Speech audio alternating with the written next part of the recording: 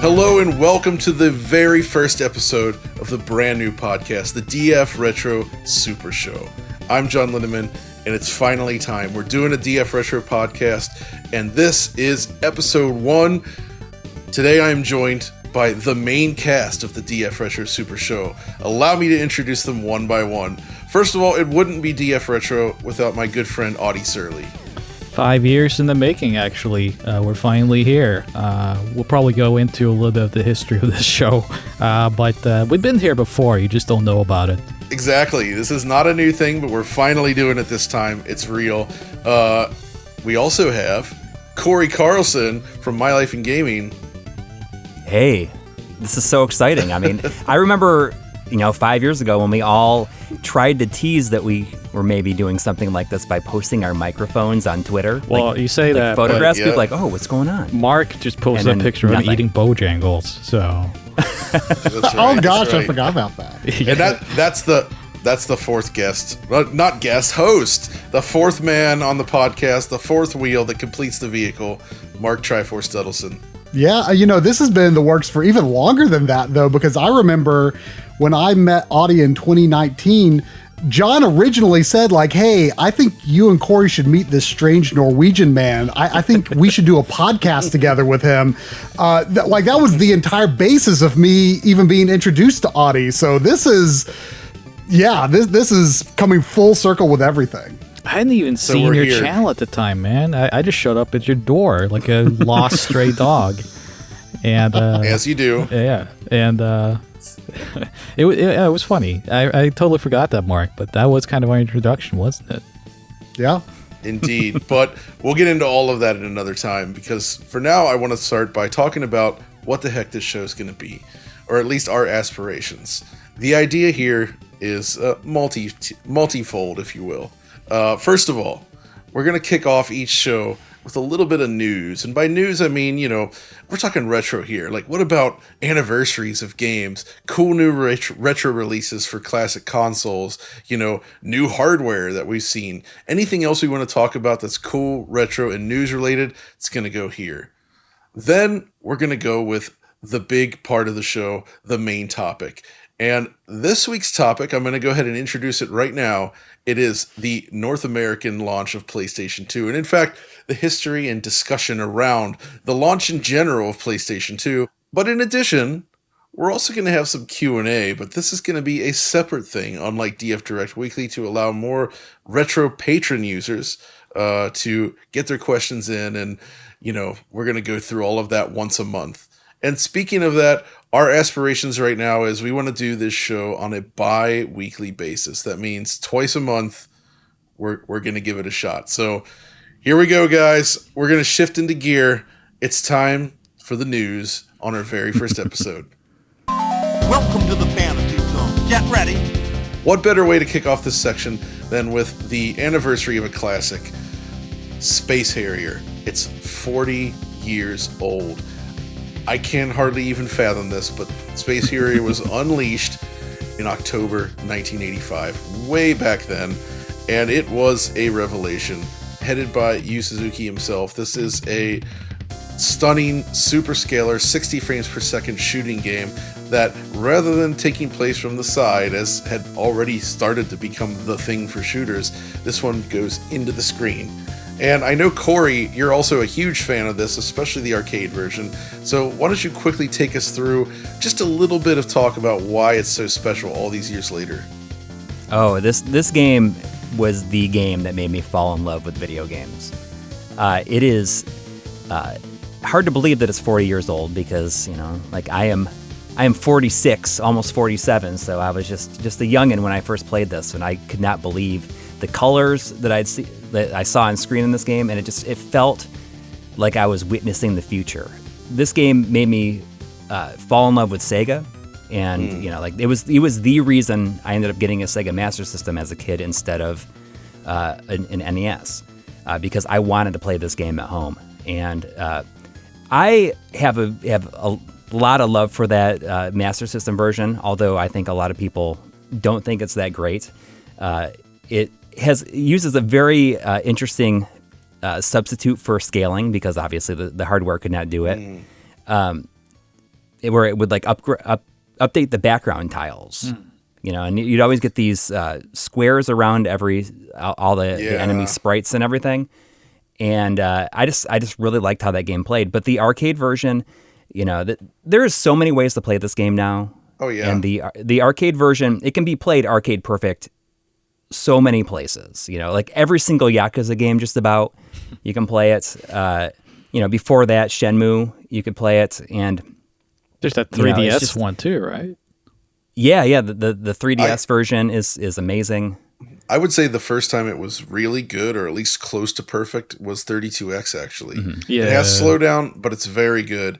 But once we got to Sega Saturn, the Sega Ages version of that's the first time we actually got proper arcade perfect, I would say. Space Harrier at home. Yeah. It's 60 FPS. There's no slowdown. It looks amazing. That's a fantastic way to play it. At one point, I had a Space Harrier arcade machine, and I didn't have room for it, and I ended up selling it, but to make that up for myself, I bought the Saturn version along with the mission stick, because you know that's a substitute that I can. Oh yeah. That you know, like I am okay with, but man, I love this game so much. This is a thing. I think super scalar games, especially, is something I think we could turn into a full episode. But the key here, though, is that man, we've come 40 years, and it was really like. This was like one of the big steps forward for Sega and Yu Suzuki's career in general, in terms of just like delivering things that you really hadn't seen before. Like, and they went big on the Tycon games with those like sort of physical controls, big cabinets that move that you would sit in, you know, and they really went crazy with that. I mean, Hang On was the first there with the motorcycle and everything. But it really went crazy after that. I mean, this was literally a game where you were running into a new world, right? It was such a... Yep. I remember my first experience with it was actually Commodore 64, because I'm European. But even on that system, I just that perspective was so different, and it made me really immersed. So most of my like childhood memories with that game comes from the Commodore. But the effect was still there. I think that was one of the interesting parts we will talk about probably when we talk more concretely about Space Harriers, like how they achieved that same effect, at least to certain extents, across many systems. Because it was just that kind of like jump or that leap into that new world that was so important. And I think a lot of them actually kind of achieved it despite technical limitations.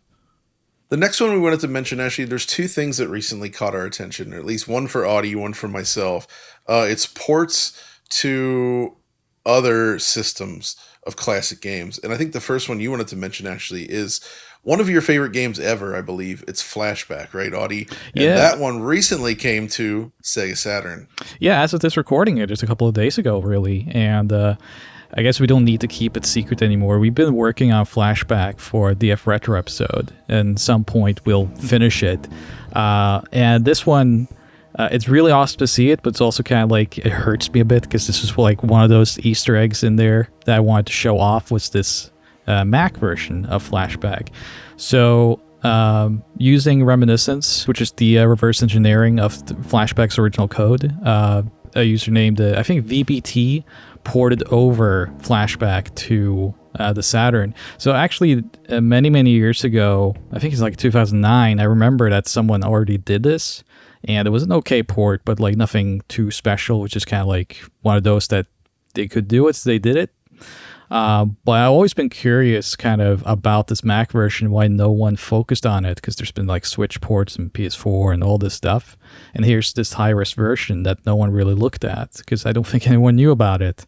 But VBT actually, I think someone suggested to him, he made a ton of updates to Reminiscence, and then managed to get the Mac version as the base for this new Saturn port. So the original Flashback is like 256, 224, and this one, I think it goes into 512 by 448, I believe. Yeah, something like that. So much higher resolution for the backgrounds, the sprites, more detail. It's really awesome to see. So this is really cool. I sat down to test it. Unfortunately, I had a crash when I went to the second stage, so it's still kind of needing some updates. But it's pretty close to complete. I think they're just kind of fixing it up. So, but I really love seeing Flashback on more systems, and especially when you look at something like this, where you have a brand new version that most people haven't seen even as the base. So, kind of wish there's a few other things I kind of wish they updated, but that's for a different day. But this is among my favorite versions of the game so far in aftermarket. I feel it's really striking at a higher resolution like Right. this, like especially the backgrounds on that, like that first jungle stage. Yeah. Incredible. Like it really makes the detail pop, and it's amazing that all of that is in there. You know? Yeah, most people never saw that Mac version, and it was kind of one of the things we held tight for our DF Retro episode. But I've always been curious why no one looked at those for like the Switch version and stuff, because those are just based on Mega Drive, and Mega Drive is still the base version. It's still the one Paul Cassette says is like the real Flashback. But I think this one, especially with this, runs better than the Mac version. So this is definitely one to check out if you're even curious about it. Rather than getting an old Mac, this is probably a better solution for you now to see how that version kind of looked. Yeah, I would agree. So yeah, it looks really cool, and we definitely want to talk about this once we get into the proper DF Retro for it. But the other game I wanted to mention, actually, that it's been in the works for a while, from Hot Rod X, but I only recently kind of saw this going and was kind of impressed. Basically, X-Men, the Konami arcade game, has a Saturn port. X-Men. And here's the kicker. So this is why it's noteworthy for me. So the arcade original is a game that throws around a lot of sprites. It also has a variant that allows you to play, I think, 6 players. And as a result of this, I believe, Konami made the decision to run the game at 30 frames per second, which was very unusual for a 2D side-scrolling arcade game at the time. But it always stuck out with me. It was like, this game just does not look as smooth as other contemporary brawlers because of this. So the Saturn version then comes along. It looks very authentic. And here's what surprised me. It runs at 60 FPS. Wow. So it basically ends up running significantly better than the arcade version while looking like the arcade version. Now, of course, it's just the 4x3 game. You don't get the dual screen 6-player thing going on here. Like that's not possible. But I still think it's cool that we have homebrew community coming in and doing stuff like this, where we're actually getting versions of arcade games that are actually enhanced over what they originally were. So maybe port it as to far as I can tell, PS2 and get the iLink thing going for some of that dual screen action, you know? That's a good point. I mean, there that is always the way forward. I would like to see it. But yeah, so I don't know, man. There's so many cool ports coming to classic systems. I love this kind of stuff. The Final And I Fight think it's Mega Drive port, for example, is like incredible too. Has 3 players now, and it actually has a switch between 30 frames per second and 60 if you overclock the system or use an aftermarket solution. So like just seeing, no way. yeah. So and they have like this mega mode where you can play as Maki, and it's just like you say, it's seeing the kind of enhancements to these classic games. It's really awesome. The last thing to talk about actually is this extremely comprehensive review of the RetroTINK 4K CE, the Morph 4K, and the OSSC Pro, done by Wobbling Pixels, a friend of the show. And man, there is some serious detail in here, right, Coury? Like I went through this, I'm just like, holy moly. Yeah, I mean, if anybody is looking to really figure out what upscaler is right for you, everything is detailed in this document. It's just an insane amount of work. I mean, he covers everything from hardware and designs, inputs, outputs, costs and content, upscaling and filters, refresh rates and sync, downscaling, prescaling, input lag, usability, firmware updates, profiles. There's so much stuff in here that you can very easily figure out, like, okay, so this is the one I want to go for. You know, like this one has what is right for me. Like this fits all my needs. Like I can't fathom how much time this took to put together. I know.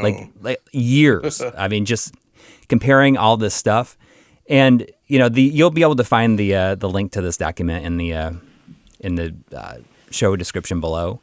But it's well worth looking at if you have any interest in scalars. Yeah, I probably shouldn't say this as we are all video makers, but it really is valuable to have information like this just in a document. It's just here in a Google spreadsheet that you can just peruse. You could, search the document for certain words if you're interested in it. I think it's really valuable to have stuff like this documented in text, not just video. And I feel I love this approach he took with this. I was surprised by and impressed by that. But yeah, I actually need to review this in more detail myself because, we are crazy. We have multiple scalars, and this could help me actually kind of hone in on some of the specific use cases that I may have for some of these other scalars. I've used the OSSC Pro for a bit of downscaling, but the RetroTINK 4K CE is my daily driver. The Morph could be useful for, triple buffering, maybe some of the weird mods for capture if there's incompatibilities there. So just all kinds of things that could be really helpful information for anyone. Absolutely. So definitely go check this out. I actually think these types of documents make an awesome sort of like side thing to any sort of video content. Like they're just very different things, right? When you're looking for pure reference, this is where you go. And this is honestly just tremendous work. So congrats to Wobbling Pixels for putting this together. I think we're all in awe of this like extremely detailed set of spreadsheets. My goodness. But with that, gentlemen, it's time to unleash our emotion engines as we shift into gear and cruise on in to the year 2000 or even slightly before it to talk about the PlayStation 2. The PlayStation 2, the best-selling game console of all time. This is, without a doubt, a very specific, very special time in gaming history when the entire market centered around a single piece of hardware so uniformly, and yet there was so much just experimentation, so much creativity, and we saw like the full-on evolution of what games could be over the course of its lifespan. The PlayStation 2 would go on to live from its initial launch back in March 2000 in Japan all the way through January of 2013. This is a system that went on for an obscenely long time, over 160 million units sold. And I think anybody that has played games in the last few decades is very likely to have at least some experience with the PlayStation 2.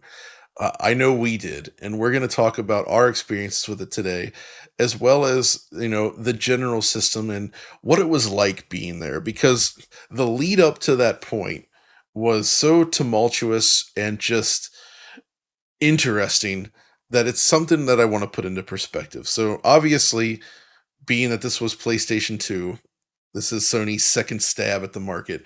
But this idea of like having a huge success like they did with PlayStation and then continuing that success to have the same amount of success or even more success is something that really wasn't largely achieved, right?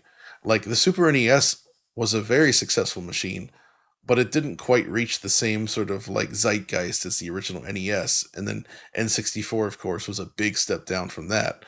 So Sony had these aspirations of sort of keeping things going. And even all the way back, I think in like sometime in 1997, there started to be rumbles about the next generation PlayStation. It would be a PlayStation that could play both new games as well as PS1 games. It was a system that would include a built-in DVD player. In fact, the DVD player aspect, which is something very important to the system, DVD had just finally hit the market, like I think in 1996. It's like this was very, very new technology, and it was a way to. It was finally like this like new form of like pre-recorded home movies on a disc at like just at the highest possible quality that you could reasonably get out of a standard definition video signal. It was a big deal, and DVD players were expensive. So the idea that a new game console would include that already got people buzzing, right? But Audi, I think you probably remember as well as I when the PlayStation 2 first started being officially discussed. And I believe the first time we ever saw any details on it was sometime in early March 1999. Do you remember that time frame? I sure do. Like you mentioned, prior to this, there had only been kind of rumors and unconfirmed stuff, and the magazines at the time here in Europe were, very good at kind of wading through rumors. Some were real, some were not. So I do remember that I started hearing about a new system in the magazines, the unofficial ones, kind of around early 98, probably, like 97-ish. And I remember the big selling point back then, because we couldn't see any new games, was like, this system would play your old games, but it would look better. And I just remember that sounded like witchcraft. Like, they would never do that. And then when we finally saw it, it was a big black monolith of a system. And I just remember that shape more than anything at that time. This time, I mentioned magazines, but what kind of stands out for me regarding the lead up and the launch of the PlayStation 2 was that I was at an age myself, and also the availability of information on the internet had kind of absolutely transformed how I followed a system release. Because prior to this, it was really just you saw an image in EGM or something, and you would just wait and wait for any drop of information in the magazines, and then the system would just suddenly show up in your Christmas or something like that. We really didn't follow something that closely. But with the PS2, I remember that was the first time I can recall sitting down and following any sort of piece of information in real time, and like getting videos on RM files, Real Player, if anyone remembers that. It was a completely different way of taking in this reveal, because I was so used to the curation of a magazine and just the time passing between that. But here I was able to kind of just search it up, and sure, with that came a lot of nonsense as well. But I do remember just kind of being able to tap more directly into the launch of the system and the reveal. And I think that also made it a very different ground from where the other systems were coming from. Absolutely. And you actually alluded to this Real Player stuff, and that's actually very important, because when they first showed off PlayStation 2, the way they made a splash with it was tech demos. And there was a lot of like discussion about this. You guys remember, right? There was that little Gran Turismo clip. There was the Reiko Nagase clip of her like staring at the like sort of winking at the camera. There's those little clips of what would become the bouncer. There was the old man wireframe model doing the different sort of expressions. But I think the coup de grace, if you will, was the Final Fantasy VIII ballroom scene. Yep. Mm-hmm. Yes. And here's the thing, though. There was a lot of talk about like, oh man, these, this fake demos, this stuff's not really possible. But looking at these demos with fresh eyes, seeing the way they are displayed now, I'm pretty confident to say that all of these demos were absolutely real time. And this is something I wanted to get out there and I think I can explain why. First of all, when you look at these demos running, especially depending on the media that you use, you can see it. They're all using the field rendered display mode, which is something that would sort of like come to define the first generation of PS2 software, which is that they took full advantage of interlaced displays at the time, where they would alternate scan lines on every frame. So you'd have like to get 60 frames per second, you were really doing 60 fields, like a normal TV, DVD even as well. So you actually see that in all of these demos, right? It's a very specific characteristic of how the PS2 draws its graphics, right? And it's here.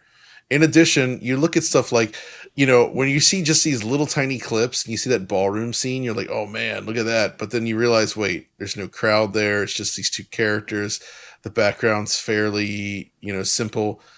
And then you look at what they did with the bouncer in other games on the system, and you're like, there's nothing about that demo that is beyond what you would expect the PlayStation 2 to deliver. So unlike what would happen many years later with the PlayStation 3, I believe everything they showed off on day one for PlayStation 2 was extremely accurate to what would end up being possible with the system. Do you remember that like the buzzword around all this was like Toy Story graphics? Yeah. That was the thing, word, right? Like not just the magazines, but people around me too. When you finally started seeing those tech demos, like, we're at Toy Story now. We can play Toy Story, and I just remember like, why is this the comparison, man? That still happens today. I mean, it happened again with PS3 and Ratchet and Clank Tools of Destruction. It happened again with PS4 and NAC. You know, people are like, oh, we're at Pixar graphics now. Are we, Mark? Are we at Toy Story? Can you definitively tell us? You know, Toy Story 1 doesn't look that good when you go back to it, so we're past it. We're way past it, I think. I really feel like it did a disservice to the actual real-time demos by saying like, well, actually this is possible. Mm-hmm. You know, like, I remember them saying like, Final Fantasy Spirits Within, you'd be able to like pause it and then move the camera around. Yeah. And like, I feel like that took away from like what it was actually doing. Yeah, I agree. Like, yeah, because here's the thing about jumping to PlayStation 2 and why this leap was so big, right? You look at any character model in a 3D polygon game on the original PlayStation, and they had to keep these characters very, very simple, like hundreds of polygons usually at most. They didn't have fully formed, detailed, articulated hands. Their facial expressions usually had to be limited by textures or very, very simple polygons. You couldn't really get a lot of strong emotion in there outside of very select sort of like artistic driven techniques like in Mega Man Legends, I would say. I mean, you could just use Final Fantasy VIII as an example here where like, yeah, you have that ballroom demo, but if you look at the PlayStation 1, you just cut to the scene where it's like, you're the most handsome guy here or whatever, and look at the character model. Because it is very similar to like Power Serve Tennis, 3D Tennis, whatever. It's just mangled pixels. Right. But, you know, at the same time, I think there was already kind of this narrative around people, well, maybe not during this initial reveal, but pretty quickly, you know, people were a small group of people were very high on the Dreamcast, right? And I think for me, that was what wowed me from a technical level. Like seeing Sonic Adventure in the store for the first time, I was like, wow, this is a big jump. And I don't remember necessarily feeling that way or buying into Sony's marketing with the PS2 right away. Sure. And we knew the GameCube was coming. We knew the Xbox was coming. And technology was moving at such a fast rate that we generally assume, well, if this is coming out a year later, it has to be more powerful. So the PS2 even then was kind of being perceived as kind of this like middle power.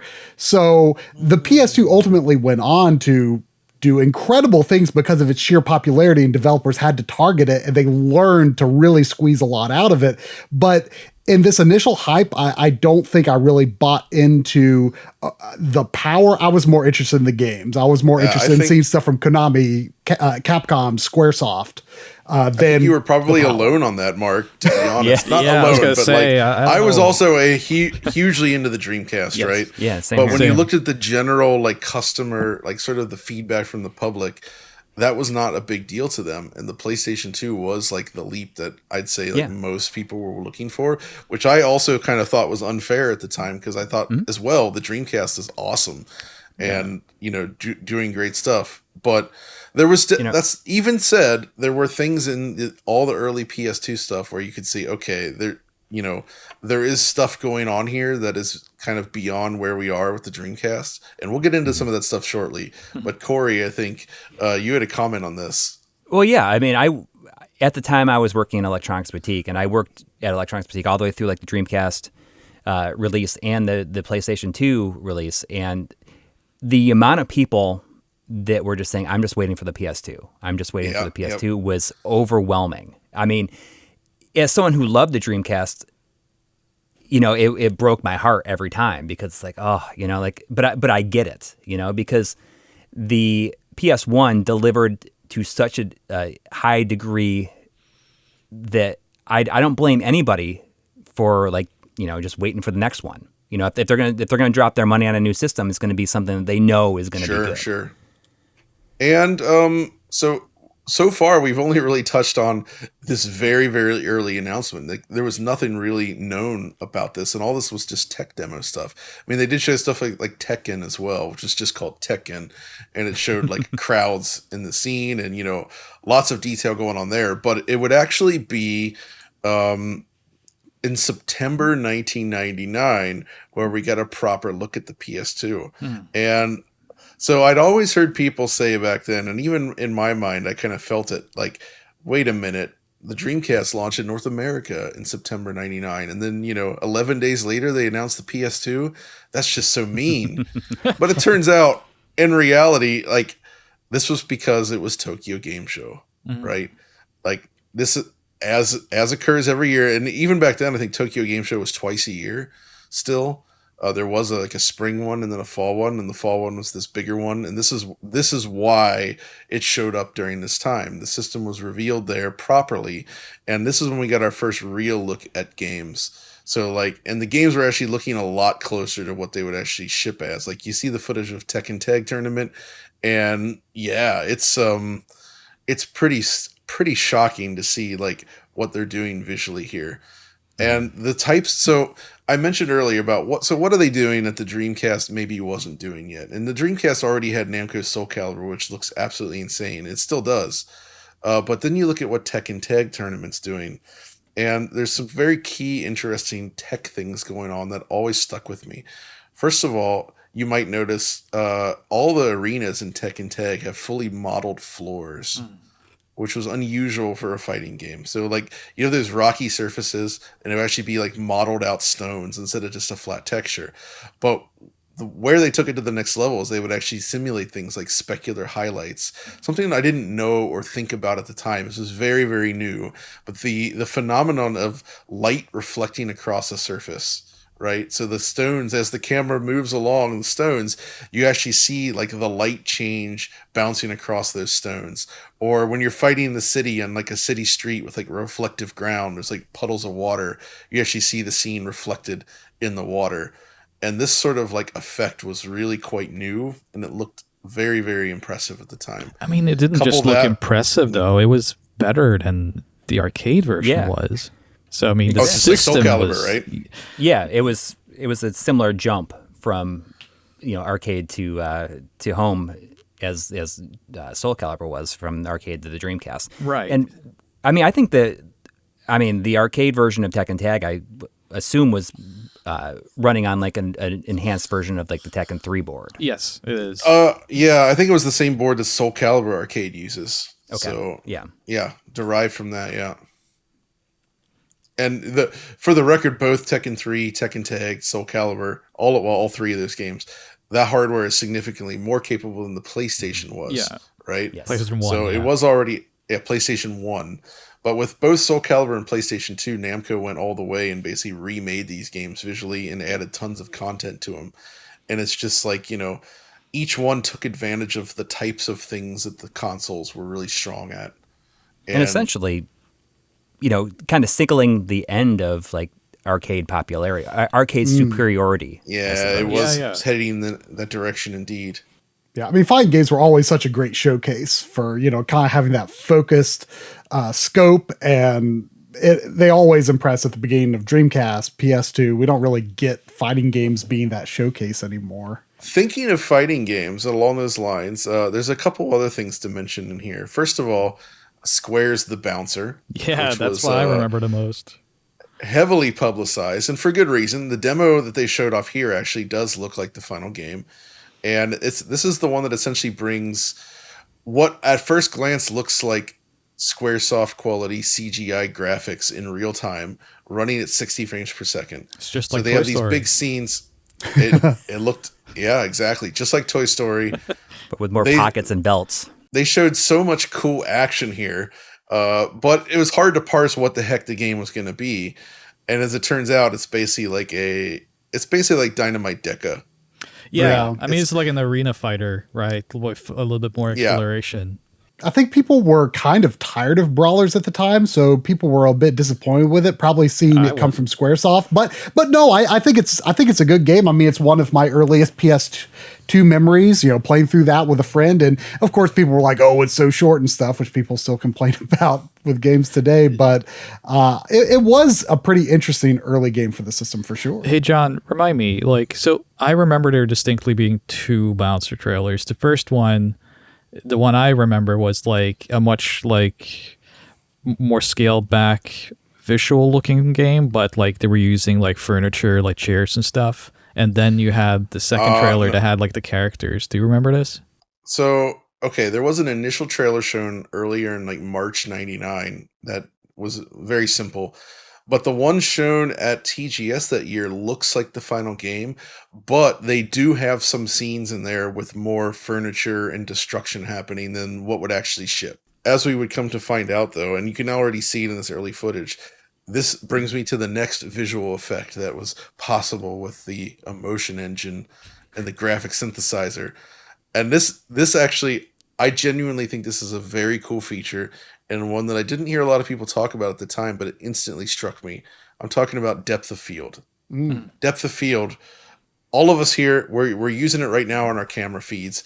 Anybody that films anything with a camera is going to be very familiar with this effect. The idea is that the object in the foreground will be in focus and sharp. Things behind you are blurred, right? It's a desirable effect in photography and filming. And it had never been done before in real-time graphics at this point, until the PlayStation 2. And you can see it right in the main menu when you first boot up a PS2. You go to the systems menu or whatever, the system configuration menu, the whole background, it's blurred out. It's using this effect. They're essentially drawing to an off-screen buffer and then using features of the system to blur that out and then integrate it back into the scene.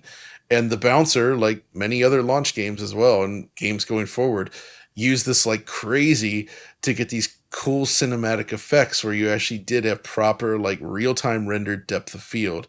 The only thing comparable to this at the time was the talk about 3DFX's Voodoo 5 and the T buffer, which was trying to do some similar things as well, but that was a bit behind and didn't really, it didn't hit. So the PS2 is basically where these sorts of cinematic depth of field effects actually started. And I think that's really cool.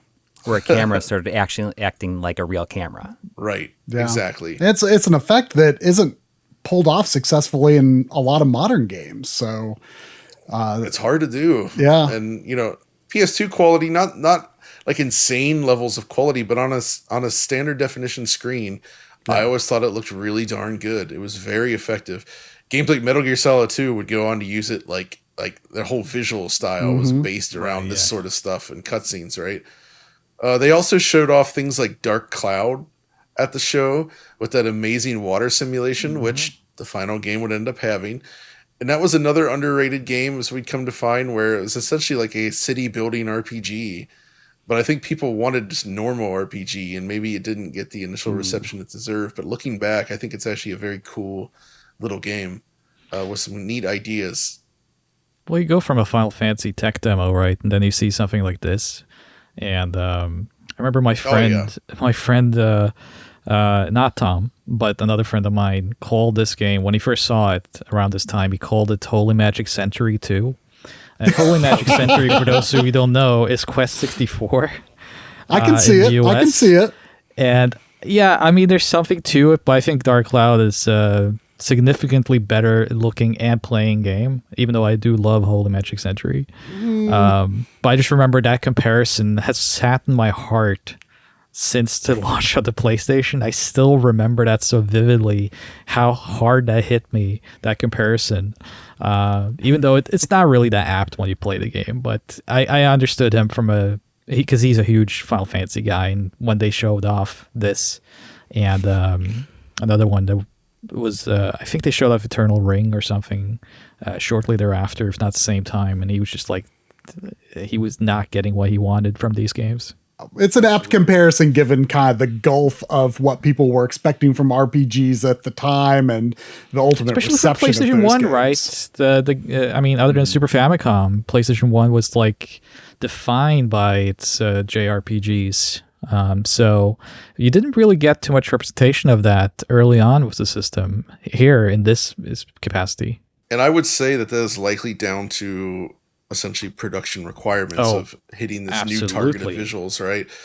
And the PS2 generation would go on to be a really interesting time because it's actually very balanced in that it was still possible to create games at a relatively quick speed, but it did definitely take more time than during the PlayStation 1 era to do it at a higher quality. So it makes sense that the first RPGs that we would see for the system are games like Dark Cloud and the From Software titles, right? Yeah. And the thing about the PS2, from what I've heard talking to developers over the years, is that it was a programmer's paradise, but it definitely took some time to get used to because it didn't hold your hand. But it also basically opened the door to allow you to do whatever the heck you wanted. And it was an extremely flexible piece of hardware as a result. But it also meant that the results achieved between developers could see a huge variation. There could be a huge gulf between the best games and the worst games in terms of what they could accomplish. But I will say, one of the cool things that it did is by default, even if it wasn't the best for image quality, as we'll talk about, making the field rendered display mode the default on all dev kits out of the gate ended up having this knock-on effect that most games just shipped at 60 frames per second. You actually had to do more work to get to 30, especially early on. And as a result, like, that just became kind of the default frame rate for the PlayStation 2 out of the gate. And yeah, as time went on, developers started to push it and learn more and do things in different ways where you would see that change. But 60 FPS was a big part of early PlayStation 2. Even more so, much more so, I would say, even than Dreamcast. Dreamcast had plenty of 60 FPS games, but with PS2, it was like every genre. You know, whether it was RPGs, it was like puzzle games, racing games, you know, strategy games, like all these things, like anything that was coming out, there was a good chance it was going to be 60. At that fidelity. That field rendering, did they have anything to do with why it didn't translate to screenshots very well? It's because it would result in the jaggies, right? Let's go ahead and jump forward a little bit. And it was announced that March 4th, 2000 is when the system would actually launch. And I believe they actually held a PlayStation event, the Festival 2000, before that. I finally got a demo disc from this, by the way, at last for a couple of games, which is cool. But this is where they basically showed off the launch lineup and talked about the system that was about to launch in Japan. And then it happened. And that launch was ginormous. Again, this was the infancy of the internet, but I was already on forums reading about this stuff, following things as best that I could. And all the reports coming out of Japan was just like tremendous lines everywhere. The system was selling out. You know, it was a big freaking deal, and people waited a long time to get their hands on it, and they did. But, Coury, tying into what you just mentioned, I remember the first impressions of, I don't remember who it was, but someone writing for a U.S. site, possibly even Colin Williamson, when he was still doing stuff for IGN, but I can't remember, got a PS2 at launch, took it back to a hotel room, hooked it up on the hotel TV, and immediately noticed the quote-unquote jaggies, as it's called. And this is what field rendering's all about. And this is, I get it now, and I see the benefits, but I can also understand coming from Dreamcast, which basically drew everything progressively internally at 480p, and it would just sort of like do a flicker filter for the interlaced output. The PS2 was just raw, field rendered, no flicker filter out of the gate. All of this stuff would come in time. Image quality improved a lot, but that first year, there's early dev kits. The first year of dev kits, it didn't actually have options for any of this stuff. I think that's left a lasting legacy on people's perception of where the PS2 is power-wise, because a lot of people, I think, incorrectly conflate image quality and console power, and they're like, well, the Dreamcast looks cleaner. And to this day, you've still got people say, well, actually, the Dreamcast was more powerful. It's like, no, just because it was doing most games at 480p, it did things differently. And people still think about the jaggies, but really, if you look at the majority of PS2 games, especially if you play them on a CRT, they look so crisp, so clean, that the interlacing in a lot of ways, especially on a CRT, is kind of has a softening or I don't know. It just makes it look really clean. It's almost hard to articulate. I know you feel the same way, John. I know other people don't like how PS2 interlacing looks, even in the later games. But yeah, I mean, it looks incredible. But Coury, as you said, the screenshot problem. We were reliant on screenshots for information, and as you insinuated, and you're absolutely correct, field rendering is why PlayStation 2 screenshots looked terrible at the time. Early on, yeah. Because if you were grabbing a still shot of a PS2 game, you were only going to be taking half of the intended resolution. So, like, let's say you have Ridge Racer 5 launch game. It alternates between 224 lines every frame to create an effect of 448 lines. But if you take a still shot, you're only getting 224 of those lines. You're missing half the picture information because of how the screen is drawn, which makes it look extra chunky and nasty. And there's ways around that now. We know we can get better shots out of it, but at the time, the tools were limited. And so what you would get genuinely looked bad. And in magazines, the PS2 didn't actually hold up that well. So those early launch impressions, all those initial games shown off, there was a lot of complaints with those issues. Interestingly enough, here in Europe, I think, if I remember correctly, it was the official PlayStation magazine that explained what you just explained. And it was kind of one of the first times I became more aware of stuff like that. And I think they had to kind of do that because early on, the problem, like, you got a lot of bull shots at the time as well. Bull shots is kind of like a thing of the past, I think, at this point. But at the time, bullshotting was, it was pretty prevalent. And also, there was a whole thing, I believe Dead or Alive 2 and Tekken Tag were a couple of the games where if you compare the Japanese version with the overseas version, they updated the dev kits. I believe like the way the buffer is drawn, the lines look a lot clearer, even though they're still field rendered in the North American version. They actually added like a flicker filter and made some other changes to the way it works. So the North American version's a lot cleaner compared to the Japanese version.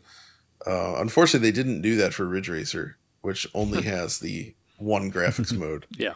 So it's ultra jaggy all the time, but I still love the way it looks. Dude, I love Ridge Racer 5, man. Of the launch games for PlayStation 2 in Japan, Ridge Racer 5 is the one that stuck out to me, right? Obviously, it's still not think the Mahjong game. I mean, considering Mahjong on PlayStation 1, we had, when we did our video on the PlayStation 1 launch, I'd say that Mahjong Taikai 3. Yeah. With Koei characters. There was also Morita Shogi. Yeah. Which was something. But so Ridge Racer 5, of course, here's the way I look at it. This is peak Y2K aesthetic. Squaresoft was also doing this, but it's these hues, man. It's the combination of these like smooth blue orange gradients. There's like that vibing at sunset. The glass and metal structures stretching off into the distance. The beautiful sky arcing before you. Just the right chill futuristic electronic beats driving the action. There's just this look and vibe to Y2K. Like, it was embodied on Sony hardware. You saw it even in Apple's hardware. You saw it was this, like, lots of weird lines, transparent colors, metal, glass, cool hues, the blues, oranges. It's like going out on an evening in the blinding, like, blue-toned, like, street lights all around you. If Ridge Racer was a lotion, you'd be just covered in it right now. That's right. Get your lotion here at Ridge City FM. Put that lotion in my ridges, boy. On your FM dial. So, dude, that's just what. That's what. But this is totally my fetish too. So I get you. Because man, that's what it was all about. And Ridge Racer 5, I thought was an awesome sequel. The peak of human civilization, as yes, the Matrix told us. I didn't like the new girl as much. I'd kind of grown to Reiko Nagase. But also, content-wise, I remember this was not one, we'll get to the launch, but like I didn't pick this up at the very launch of the system, but I did pick it up shortly thereafter. And I think Type 4 had just set my expectations so sky high for the series. And so once I had played it a little bit, it wasn't exactly what I wanted from 5. But graphically, it's like they went back to the original. Yeah. Like for Yeah, his they went inspiration. way more back to the arcade roots. They did, but there's still a lot more content in there than the arcade games. Sure, And also, I would say the handling is better than Ridge Racer Type 4 by a lot. Yeah.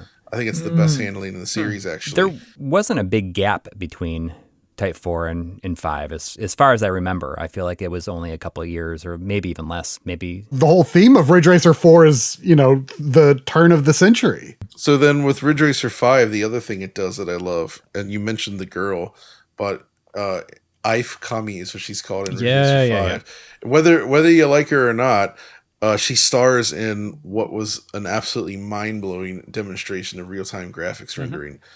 That introduction sequence is so impressive for a few reasons. First of all, the whole thing's 60 FPS. They have super detailed car and character models in it.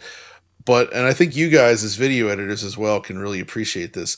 It's the logos. It's those transitions between everything. Yeah. Cutting to those 60 FPS, like very stylized logos and having them actually be generated with real-time elements rather than just like video. That stuff was really cool. And like it felt very special to be able to do. So they were actually doing fancy like things that you would typically only see in pre-edited, like pre-rendered content. Lots of flash cuts and lots of flash cuts and like logos and like drawing stuff, and it all did it in real time. And done in such a specific way to the hardware that it didn't really work on emulators until more recently.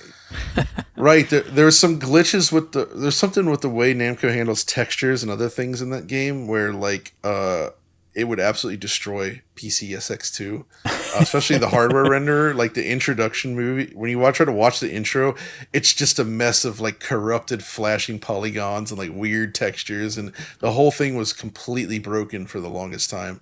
That's hilarious, really. It took them when a you think it's something long so time to early. emulate it. And that's probably because the rules weren't there yet, right? Like Namco just jumped in there and they did whatever they could without following any quote unquote best practices, and they just got it to work. And so that can be tricky. But alongside Ridge Racer 5, there was some other interesting games. Eternal Ring was a From Software game, which I was interested in right away because I actually quite like the Kingsfield games, and this is effectively a sort of a sidestep, sort of like a Gaiden Kingsfield Gaiden, right? Yeah, that's basically what it is. It's that first person sort of action RPG. It's not terribly massive, but it's 60 FPS. It actually feels like a really nice upgrade for that type of game, and it was a lot of fun. There was also Street Fighter EX3, which, while not loaded with content, I love the Street Fighter EX games, and I wouldn't say this exceeds EX2 in my book, but it's really cool. It plays great. They have that 4-player mode in there, and they used basically like arranged soundtrack. The arranged soundtracks that was done for EX2, I think, basically was used as the game's soundtrack here at Audi, if I recall. Yeah, so this was, when it came to the PlayStation 2 lineup, this was actually my most kind of like regarded. I was just like, because EX is actually my favorite Street Fighter, and for fighting game fans, we be eating good on the PS2 launch. So I was really excited. But yeah, and I was actually most hyped for this.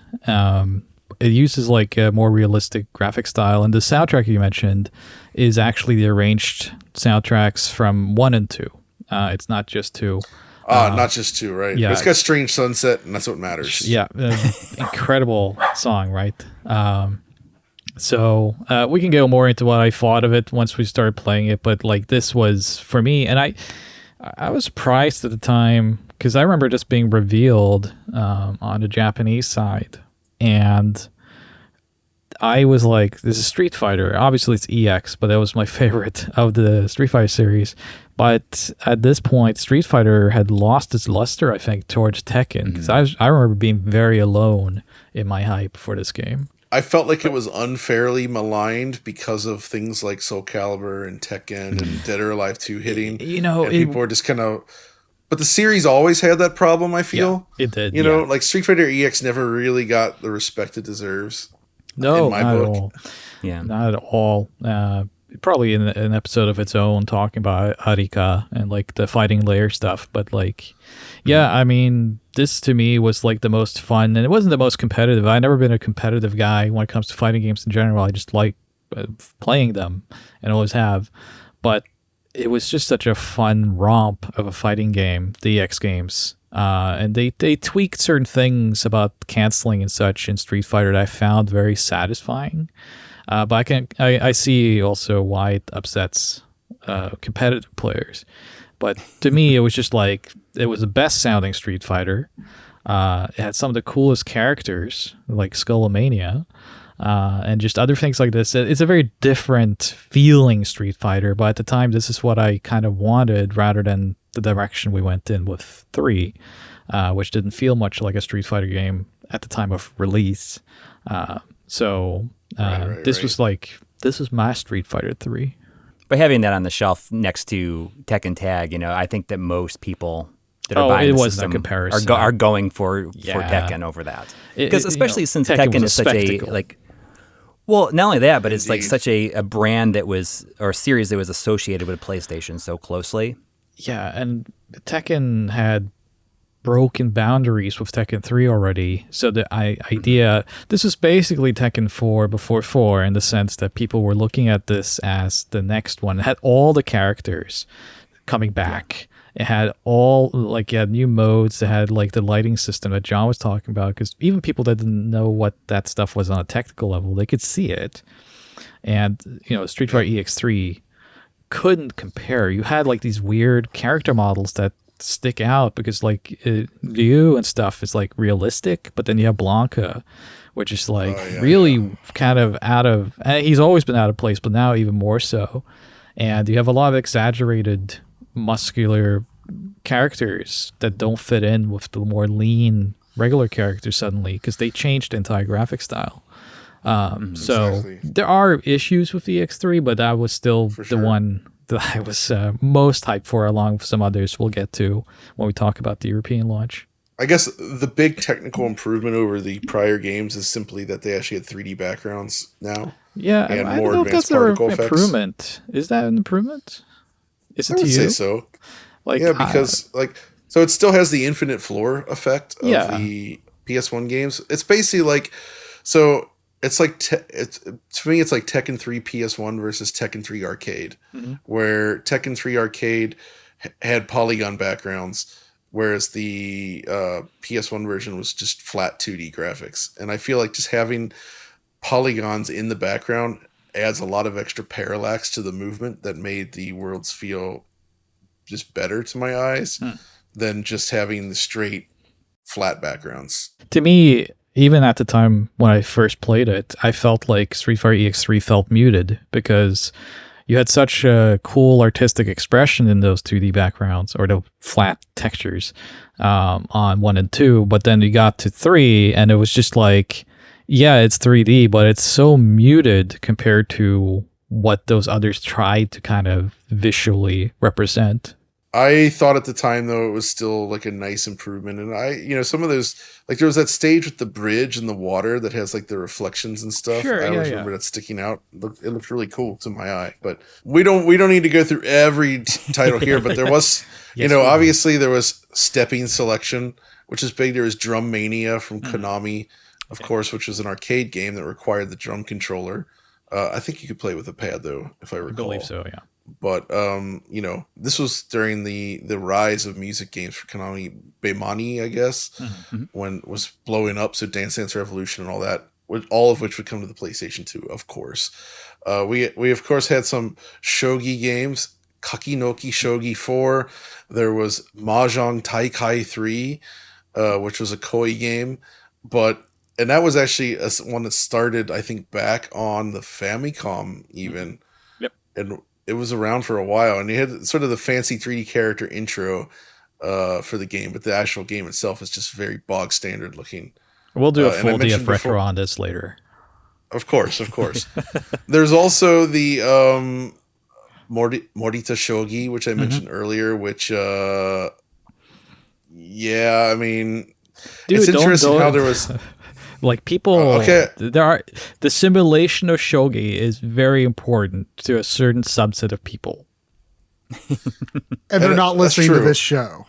Yeah, they are. To be fair, Morita Shogi was also on Nintendo 64, if I believe. So this was basically like taking shogi, but it was higher resolution.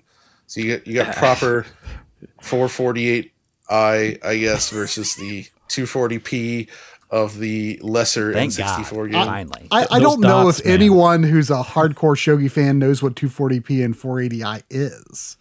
You'd be surprised, man. I have spoken to people when working in Japan that are very keen on the history of shogi games on consoles. So there are some interesting things. Like the thing is like Morita Shogi on PS2 actually didn't have online play, or like didn't have a network feature. And you're probably like, wait, like why are you saying it like that, John? It's because the N64 version of Morita Shogi 64 had a built-in modem connection port right into the cartridge. I don't think I even knew that. Wow. I'm the N64 guy. I should know this. Wow. Suck it, PS2 fans. Yeah. That's why I didn't get one at launch. Exactly. I was going to import it, and then I saw it lacked the online play. I said, I was like, screw this. Toss it back, man. So before we move on to the US launch, though, I want to ask: did any of you have experience playing the PlayStation 2 during this early period before it launched in America? I sure did, but I'm wondering if anybody else did as well. So, unlike the Dreamcast, I did not. A friend of mine got one early months, and I got one within the first year, but not right in the launch period, not leading up to Japanese launch. No. And I was in Europe, so I experienced the European launch, and I was looking at the other launches ahead of time, not that much ahead of time, but a little bit. And so I didn't actually play one until I sat here with the box myself. In my case, a friend of mine that I'm still in touch with to this day, Nate, he worked up at the local GameStop, and I used to hang out with him and play shogi together up there all the time, right? We played Morita Shogi online with each other on there. We wanted to play online, and like they imported the system, and they were like, "Wait, you can't play it online? What is this crap?" There's no port on this disc. Like, what are we supposed to do here? But thankfully, they imported other games as well, and they actually got the PS2 sometime within the first couple months, right after Japanese launch. So they had it with Tekken Tag. There's Ridge Racer.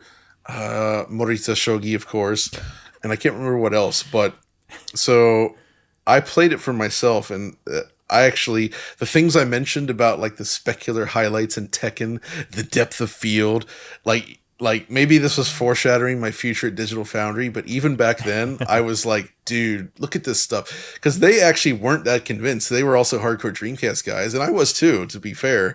And they're like, yeah, it's cool, but like, I already feel like we got the Dreamcast, and I was like, dude, but look at this, and I was like pointing out all this stuff like a crazy nerd.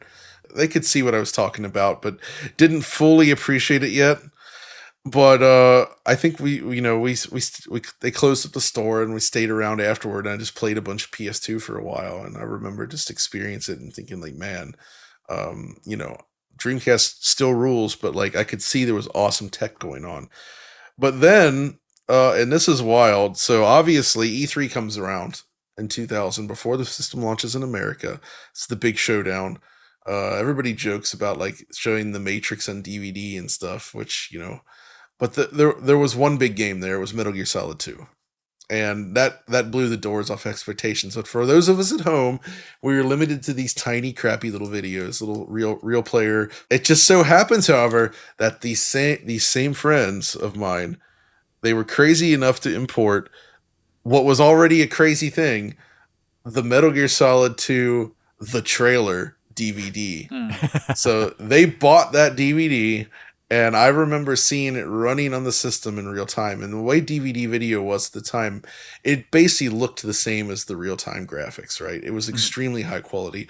So we actually got to see what the trailer really looked like running at 60 FPS in the store, playing on the DVD player in the PS2, no less. That was specifically the moment when I said, oh, okay, yeah, like I really see what the system can do now.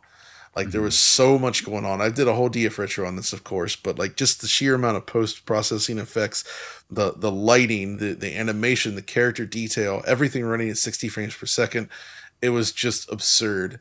And it really I think it set this bar really high and showed off something that people weren't expecting yet. And interestingly, that DVD, like that trailer, was field rendered because early dev kits were limited to that. By the time the game shipped in 2001, however, they had transitioned to full frame buffer.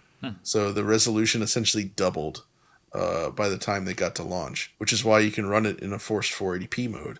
I remember very specifically Kojima making a comment of like, well, you know, some other games may have, you know, higher fidelity graphics, but we're doing more like effects and atmospheric things. But really, when you look at the final game, I'm like, does it really look that much worse than like other like first couple years PS2 games? No, not even close. He was being, it looks amazing. He was being way overly humble, I think, about that. Yeah. You were naughty. I guess you remember that quote as well, John. I absolutely remember that one, and I remember thinking like he's insane. But at the same time, I know like Japanese developers tend to be more reserved and humble about this stuff, and because everybody was working on PS2 games in secret, basically, they wouldn't really have had a look at what other companies were doing, and probably not even so much a look at what was happening inside Konami, right? So they're just like crunching away on what they're trying to do here, largely unaware of what it was being achieved elsewhere. And just like hoping that they were doing something cool. And then it just turns out that they were like way ahead of everyone. Pretty much. That trailer probably led to more Dreamcast console trade-ins than any other like moment in the system's like early, like lead up. Yeah, I think so. Yeah. I remember this E3 very fondly. So I remember that. It was a great E3 for Dreamcast too, let's be clear. Yeah. Oh yeah. For sure, Dreamcast was far from over, just because this system was coming out. But on a mainstream like gaming level, I do think that like the knives were coming out. Yeah. Absolutely. It was a crazy time for sure. And that was the game that really showcased like the golf and graphics. You know, you say that, but at this time they had revealed the game, so I was paying attention to the Japanese imports and stuff because I was already importing games for Super Famicom and whatnot earlier, many years earlier. So importing was always part of my DNA, so to speak. So I was always curious what was coming out, and there was a game that kind of had this effect on me prior to MGS2, and I think you got it recently, John. But for me, this is a big deal. Coming out was Primal Image. And it was so this was not a launch game in Japan, but I think it was early enough. I think it was like April of 2000, something like that. It was early, and it was kind of, so I've always had a love for like 3D actresses, like that era, like before even Aki Ross and whatnot. You had like in Primal Image, you had the Yuki Terai, who had their own like short movies and such, and Laura from D and whatnot. So I was really into this idea that you could have, you know, this is before AI and whatnot came into the picture, but like the idea of creating an actress and having her kind of go from product to product. So I remember seeing Primal Image around the time of E3 and being just blown away by the fidelity here and just kind of like the character models and stuff. And then MGS2 on an action level was obviously much better, because Primal Image is just like a gravure, you know, photo session thing. I was really enthralled with the idea here that like, man, it's not even Toy Story anymore. We're at Primal Image now. Well, you joked, but Primal Image was essentially that Ridge Racer tech demo that was shown off. Yeah. Right? Mm-hmm. Where it's just like a single character that's very detailed, like Super in a small room. for a time. And you're just like, you know, seeing her walk around and do stuff, well animated. Yep. And it was this was the look of early PS2 games. It was like really what's at the time very high polygon characters that felt very rounded off and smooth. Yeah. You know, with detailed fingers and just like, you know, they didn't yet have much in the way of skin textures. It was just like shiny polygons. Yeah. But they had it looked facial amazing at the time. expressions. I think that was a big But thing, that's- right? That's also where we were with CGI still, right? It was Yeah. basically Yeah. taking that Squaresoft, Namco era like CGI from the PS1 generation and making it more like real time. That's basically what they were doing. Pores And it were not works. so much a thing yet. No, thankfully. Actually, and I think a lot of these games end up looking better than what would follow for a while. Like the PS3 generation was like full of like ugly normal maps and like weird looking characters. Not all of them, but yeah, it's pretty interesting. But so that whole period between the launch in Japan leading up to America was like a wild time though, because like there was awesome stuff, but there was also not awesome stuff coming out. Like, do you remember games like Sky Surfer, for instance? Yeah. Which was just like a very ugly, bad game where you kind of just like fall to the earth. That's disappointing. It sounds awesome. Yeah. Like that It's- name is so It's good. not. But There's nothing awesome about Sky Surfer. Also, weirdly enough, I remember games like X Squad, which would come out like showing up in Yeah. Japan first, which was Yep. an EA, It's an EA you know, an game. American developed game. But so obviously, then along the way, you know, it's just like we're leading up to the North American launch, and there is hype for sure, a lot of hype. So actually, as an aside tangent, I think in August of 2000, before the launch of PlayStation 2 in America, Nintendo announced the GameCube. I remember being at a friend's house and seeing all those initial demos as well. So like, Yep. you know, we're clearly stepping into the next generation. There was also the Xbox stuff happening. Like the whole next generation of consoles was coming into focus, and everything was leading up to October 26th, 2000, which is when PS2 finally arrived in North America. 29 games. That is the number of titles that shipped with the PlayStation 2 when it launched on October 26th. Who amongst us experienced that launch firsthand? I did working at Electronics Fatigue. So. Coury, I mean, what do you remember from, because it was a big, crazy time. It was on the news. Yeah. People were waiting. Like, what was your experience at the PS2 launch? So we had been getting a lot of like the peripherals and games in early, and I do remember working on on midnight going into October 26th in the Walden Galleria Electronics Boutique in Buffalo, New York, and the line was just like out the door and all along the wall. And everybody was super excited. I don't remember so many games though. Like looking at this list of launch games, I don't remember this many being available like right away. But I mean, most of these people were buying Tekken Tag, Ridge Racer 5, Madden. Heck yeah. You got that 2001? But the biggest surprise to me was the amount of people buying SSX, because that was a game that at the time I was not really familiar with. And from my point of view, that was the game that was kind of this breakout hit that nobody was talking about it ahead of time. And then people got it home and everyone was saying like, this is awesome. Yeah. But I remember everybody just being so excited, and I did not have one pre-ordered myself. But after that night finished, there was one system left. And I bought that system. And I was terrified to tell my girlfriend at the time that I bought it, because she was going to like, why did you spend $300 that you don't have? Because I was a stupid college kid, you know, like with a credit card that I don't know how I'm going to pay it back, but I'm going to, you know.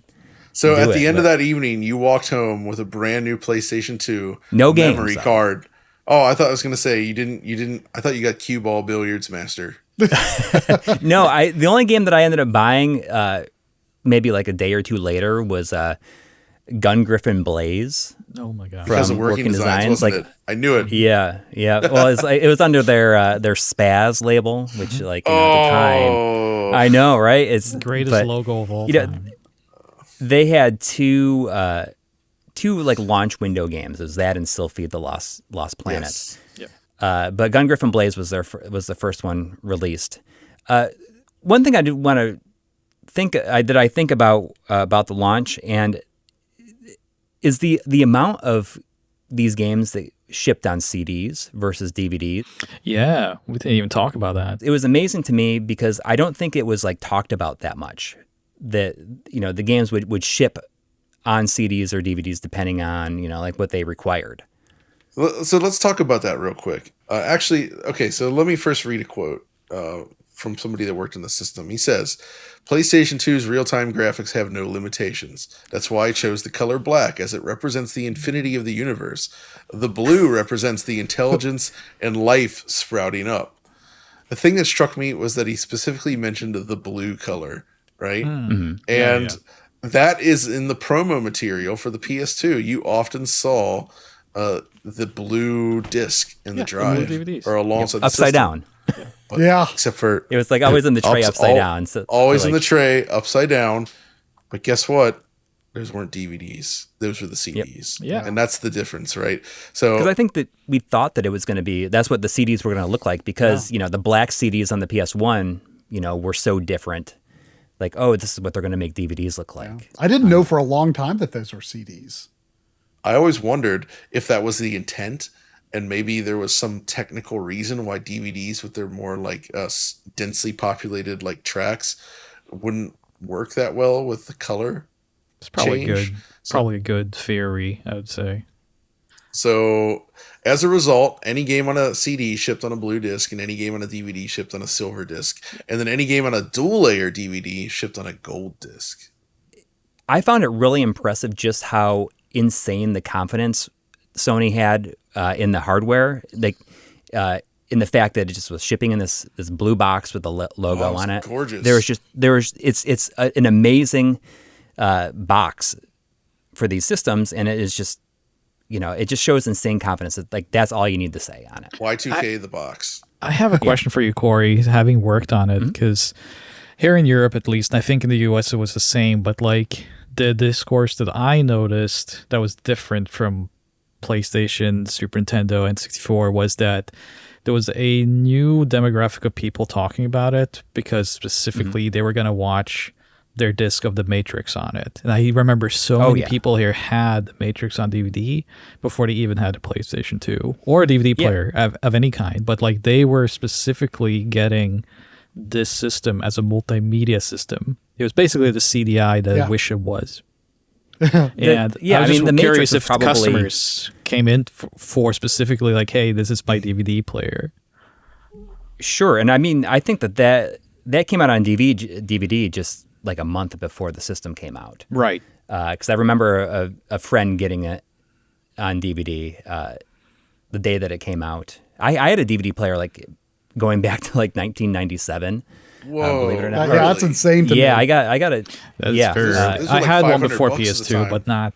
I didn't have that early. It was right after I had started working at Electronics Boutique, and I worked with a guy who was always all about getting the cutting edge. He's the guy who had two Voodoo 2s and everyone SLI has everyone has this guy in the street. The guy with the sound system. The hi-fi system that you can hear down the street, who has the newest shit.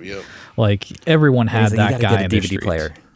So I got a Toshiba DVD player along with Starship Troopers. So it was the DVD aspect was not a big selling point for me, but it certainly was. Well, for general, though. I mean, for me, The Matrix was probably the best-selling game game for the PS2. Yeah, I think it's I probably would have. Systems. I probably would have waited until closer to when Final Fantasy X and Metal Gear Solid 2 came out, but I got mine a bit earlier because of the DVD functionality. In fact, I convinced my parents to get it for me for my birthday on virtue of the fact that it was a DVD player as well, right? And I remember my first experience with DVD was also my friend who got a PS2 many months before I did. He rented Jackie Chan's Legend of Drunken Master, and the fact that you could hit that start button and you just got this crystal clear paused image. I don't have much experience with Laserdisc, so I don't know if maybe it's also pretty clear when you pause it. But like going from VHS, it jitters a lot when it's CAV paused. Laserdisc could do that. Yeah. CLV I think could have some jitter. But that blew my mind. I don't think people can really understand, maybe who are a little younger, how mind-blowing that was. The idea that you could pause a movie and look at a frame and like, oh, what's that in the background, and go back and review it like that. That was absolutely mind-blowing because VHS just looked nothing like that. That was the moment, I think, really more than anything that made me want a PS2 was DVD. That's so interesting because I know Laserdisc was not a big thing over here, but Laserdisc allowed you to use it. They usually had this shuttle or jog wheel on the controller. Yeah. You could quickly sift through everything frame by frame on a Laserdisc and like go fast, slow, dial it in. It was so granular and so fast. DVD players couldn't actually match that early on.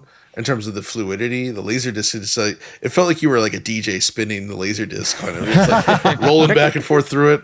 It was so freaking cool. But DVD's actual video quality was a step up. It was. Sure. And if people haven't seen a DVD on a CRT recently, like. Oh, man. That brings me back to that very first experience of being blown away by DVD because it still looks, CRT hides, the macro blocking and MPEG compression artifacts so clearly. I mean, it holds up great. It does. It's absolutely gorgeous. I would agree. And, man, did anybody ever have one of those combo players that could play Laserdiscs and DVDs? No, because those were like $1,500, dude. Man, I wanted one of those, dude. Coury could barely afford the PlayStation 2, and here you're asking if he had a combo player? Come on, man. But let's rope it back in. So Coury, you worked a launch. For me, I did not work the launch, but I went to a launch. So right as we got close to the launch of the system, my initial idea was like, I'm good. I have my Dreamcast. I can wait on PS2. And then, or a couple of weeks out from launch, and I'm like, wait, I can't wait. I need to get this. I need this. And then what I ended up doing is going up to the Best Buy in where is it? It's in Florence, Kentucky. Florence, you and I went to the Best Buy. I mean, I can confirm how much this experience means to John because he was just waxing nostalgic about. Yes, I was lined up right up to there, and there I was sitting around on the side of the building, nestled against that pipe. On that little. So we camped it's great out. That it's still there. It was fun, man. Like it's a nice Best Buy today, by the way. Like much, it is. It's a nice one. It's like the best Best Buy I've seen in the U.S. in a long time. Best Buy. I'm glad it's still there. It was a huge one, and it's still a good one. And yeah, they didn't actually do a midnight launch. They did a store opening launch, but that didn't mean that people didn't show up. And I got there a little bit too late. I was around the front of the building, down the side halfway with some friends. I gave it my best shot. I came in late. We played games, hung out. It was just a good old time.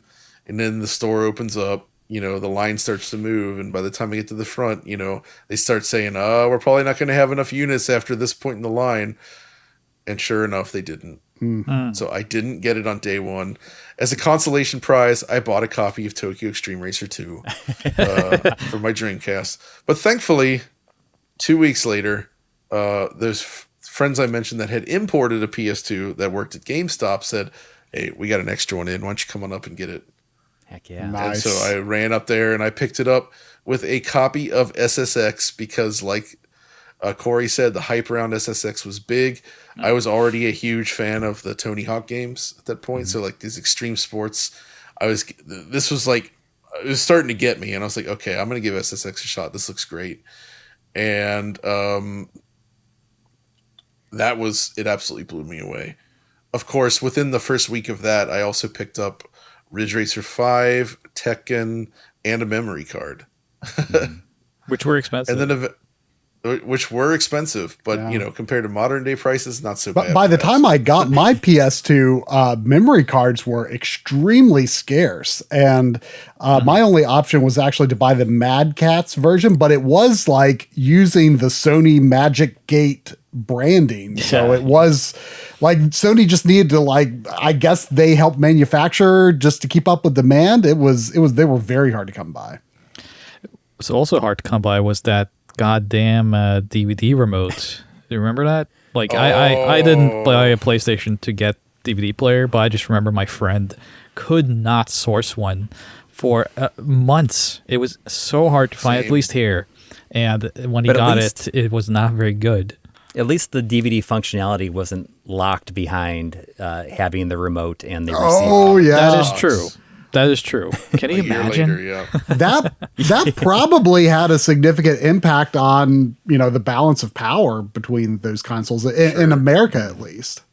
Looking back, I genuinely think that the launch of PS2 was really good. I think there's a lot of good games there, more than people gave it credit for at the time.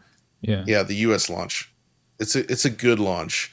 And I also think that the PS2, in context of that time period, this mix of having all these games, the compatibility with PS1 and the DVD support all together made it a very compelling product. Like, for me as well, by that point, my PlayStation 1 had pretty much died. I was playing it upside down, and even then it didn't work right. It actually had died at that point, and I had switched for the last year, I guess for the last 6 months or so before PS2 launched, I switched to using Virtual Game Station on my PC to play PS1 games. So I didn't want to miss out on games like Chrono Cross, right? And so, but it was not the best experience, shall we say. So when PS2 actually launched and I got it, I could properly play these games on original hardware with enhancements when they worked. Because that was one of the things, is it allowed you to, one, enable texture filtering, which actually wasn't great. No. But two, you could also turn on faster loading, which when it worked was not bad. I never turned it on. I was always skeptical of it. Yeah, when it worked, it broke some games, but I remember the first time I even tried backwards compatible like texture filtering. I used Rapid Reload as my game, and 2D games.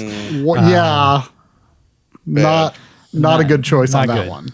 I mean, I have fond memories. I played a lot of like Valkyrie Profile and Chrono Cross and everything. Parasite Eve, I remember I played with that texture. Man, it looked good at the time. I did at least want Audi. I wondered if you could weigh in on your experience with the European launch, because by this point, it's out in North America. I'm starting to collect games for PS2, but I wasn't, and I was paying attention to Japan, but Europe, as I've come to discover, was its own thing, had its own unique issues and also interesting points. So, like, what do you remember from the PS2 launch in Europe? What I remember most was how bungled it was, because this was at the time where we could see with our own eyes kind of what was going on with a launch. Like, prior to this, you had to be like me, right? Like, no friends, hideous to look at, and just like, this is the stuff I care about. It's video games. And you maybe know from magazines, but this was a point where you could just look on the internet and you saw kind of like the launch in Japan, you saw the US. Dreamcast was similar for me, that I had like kind of like a full scope of what was going on. And the release of the PlayStation came with, we had a lot of announcements of games that were going to come out on launch, which I think was the 27th of November. Because I remember getting it in November. So correct me if I'm wrong, but like, to me, the launch was in November here, if not early December. I remember it being kind of winter outside. And all of the games that I wanted were not there. Even some of the ones that I would mention right now, like the DOA, and there was several others. There's one specific one that I'm going to get to, but I wanted to play Dead or Alive at launch. I couldn't. So I only picked up Tekken Tag and a DVD copy of Drunken Master from Hong Kong Legends. So I remember more spending time watching a DVD on my DVD player with the PS2 in the room than I do playing it. But there was one game that I really wanted, and that was Donald Duck Quack Attack, which I think is going Quackers. Yeah, going Quackers, in the US. Yeah. So Going That's right. Quackers was actually announced as a launch game. And much like any other launch game, for whatever reason, I never looked into it, but like most of these games came out in December, and I think Donald Duck was even later. But I was really, I loved the N64 and PlayStation game. I'm a huge Donald Duck guy, that's why.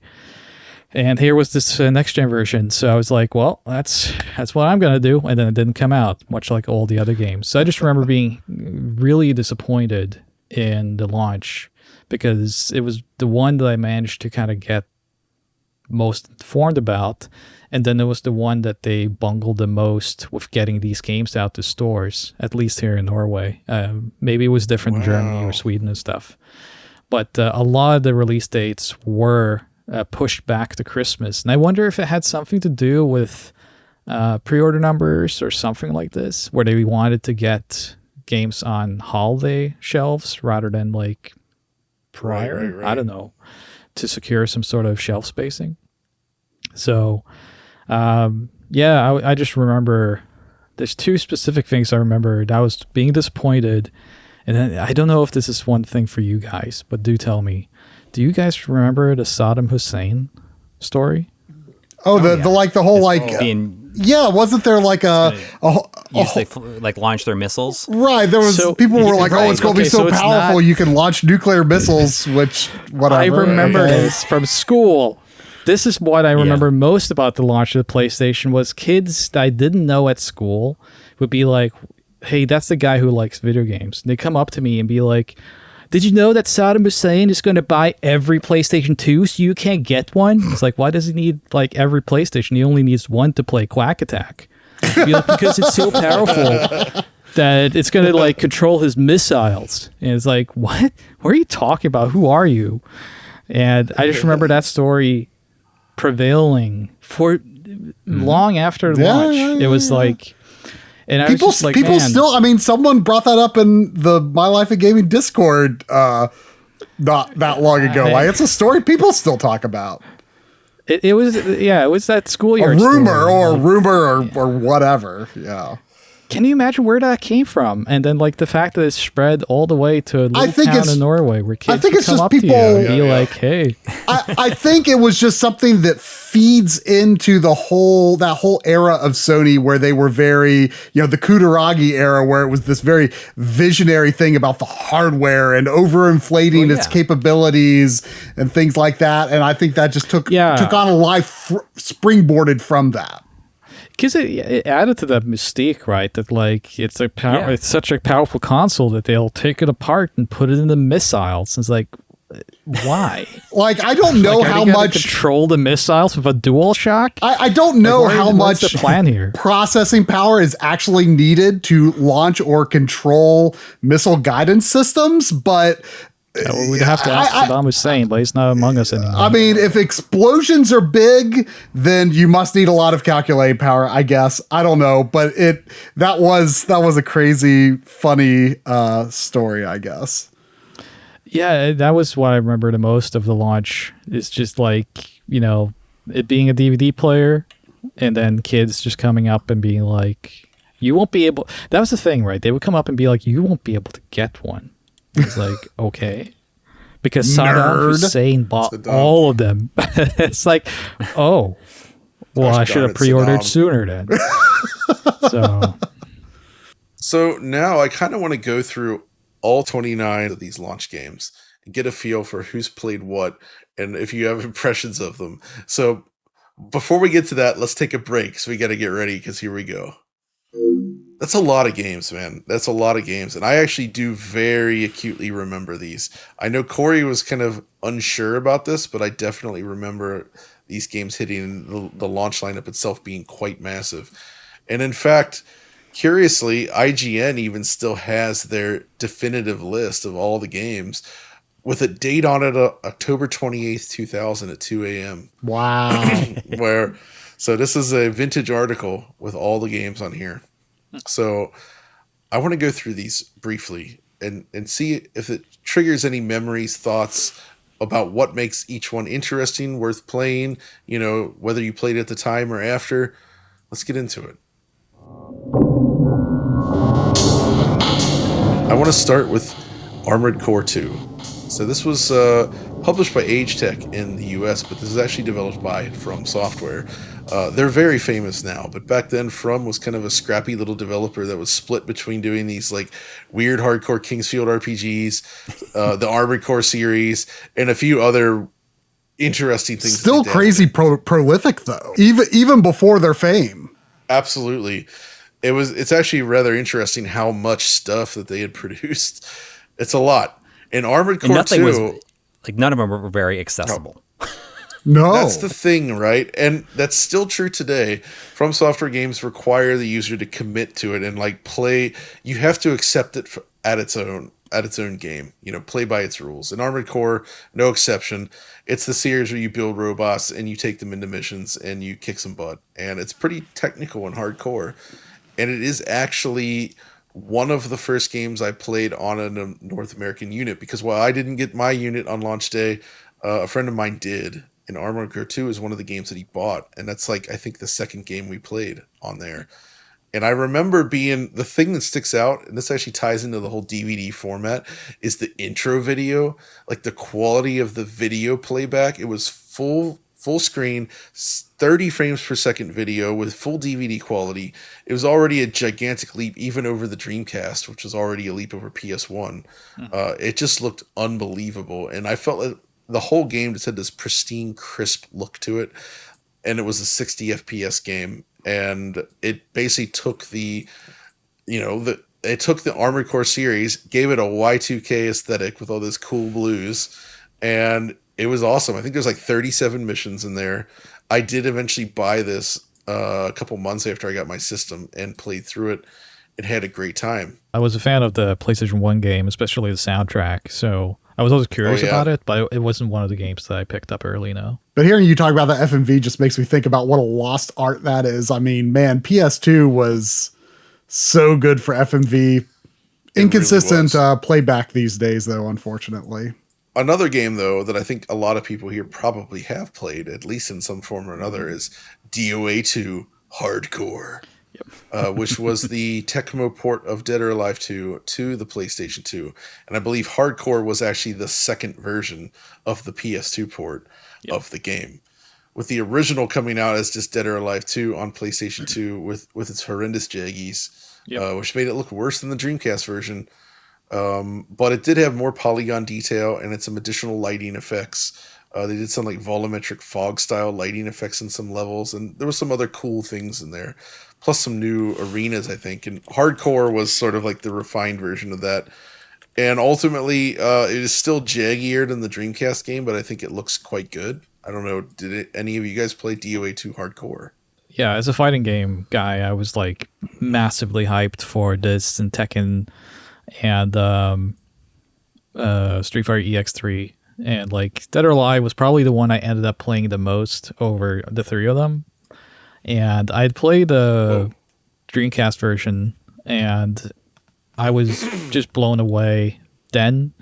So I think the effect on me wasn't so much there, because at the time I couldn't really discern too much of a difference. But I was just such a massive fan of it, and this is probably the one I spent the most time with. Winner! Not a matter of power. Next up, though, Dynasty Warriors 2. It was a big deal. I remember this running at various in kiosks. Actually, as a quick tangent for the DFers out there, I have to rant about the PlayStation 2 kiosk. Excuse me. The PlayStation 2 itself is arguably the most CRT-focused system ever made. Yes. Its video output is designed for a CRT. That's how it looks best. That's how it plays best. Everything about it is all about CRTs. 100%. But of course, even in 2000, LCDs existed. They were just horrible. I mean, year 2000 LCDs are so bad you can hardly even imagine.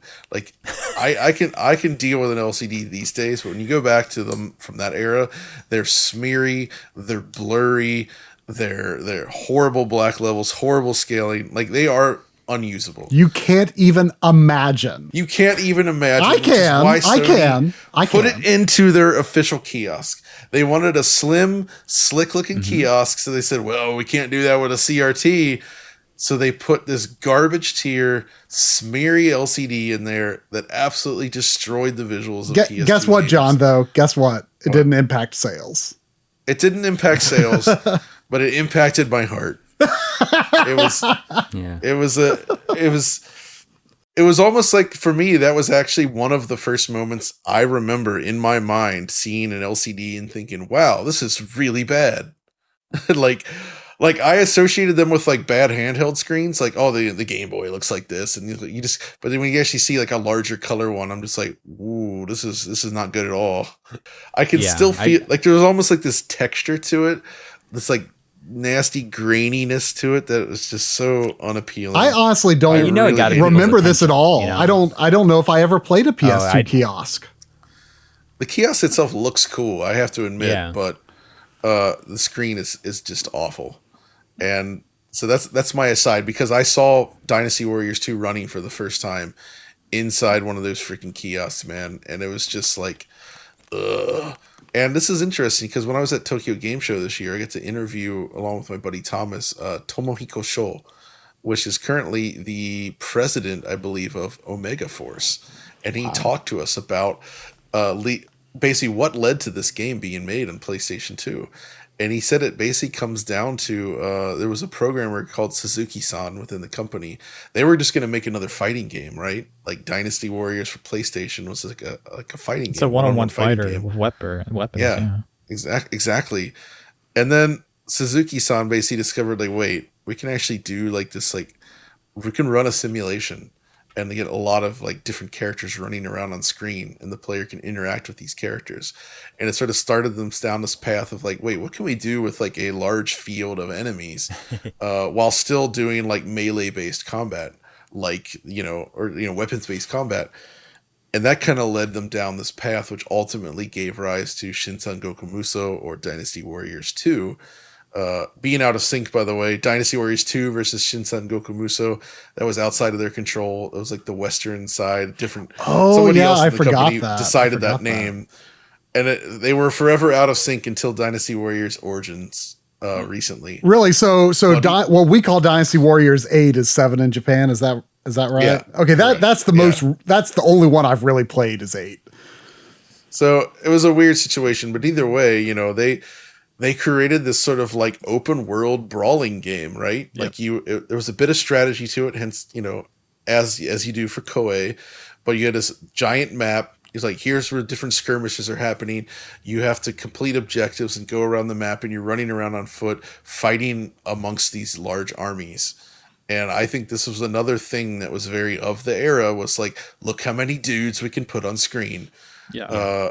Dynasty Warriors 2 put a good amount of them on screen at 60 FPS. There's another launch game from Koei that put a lot more on screen, but at 30, which we'll touch on in a moment.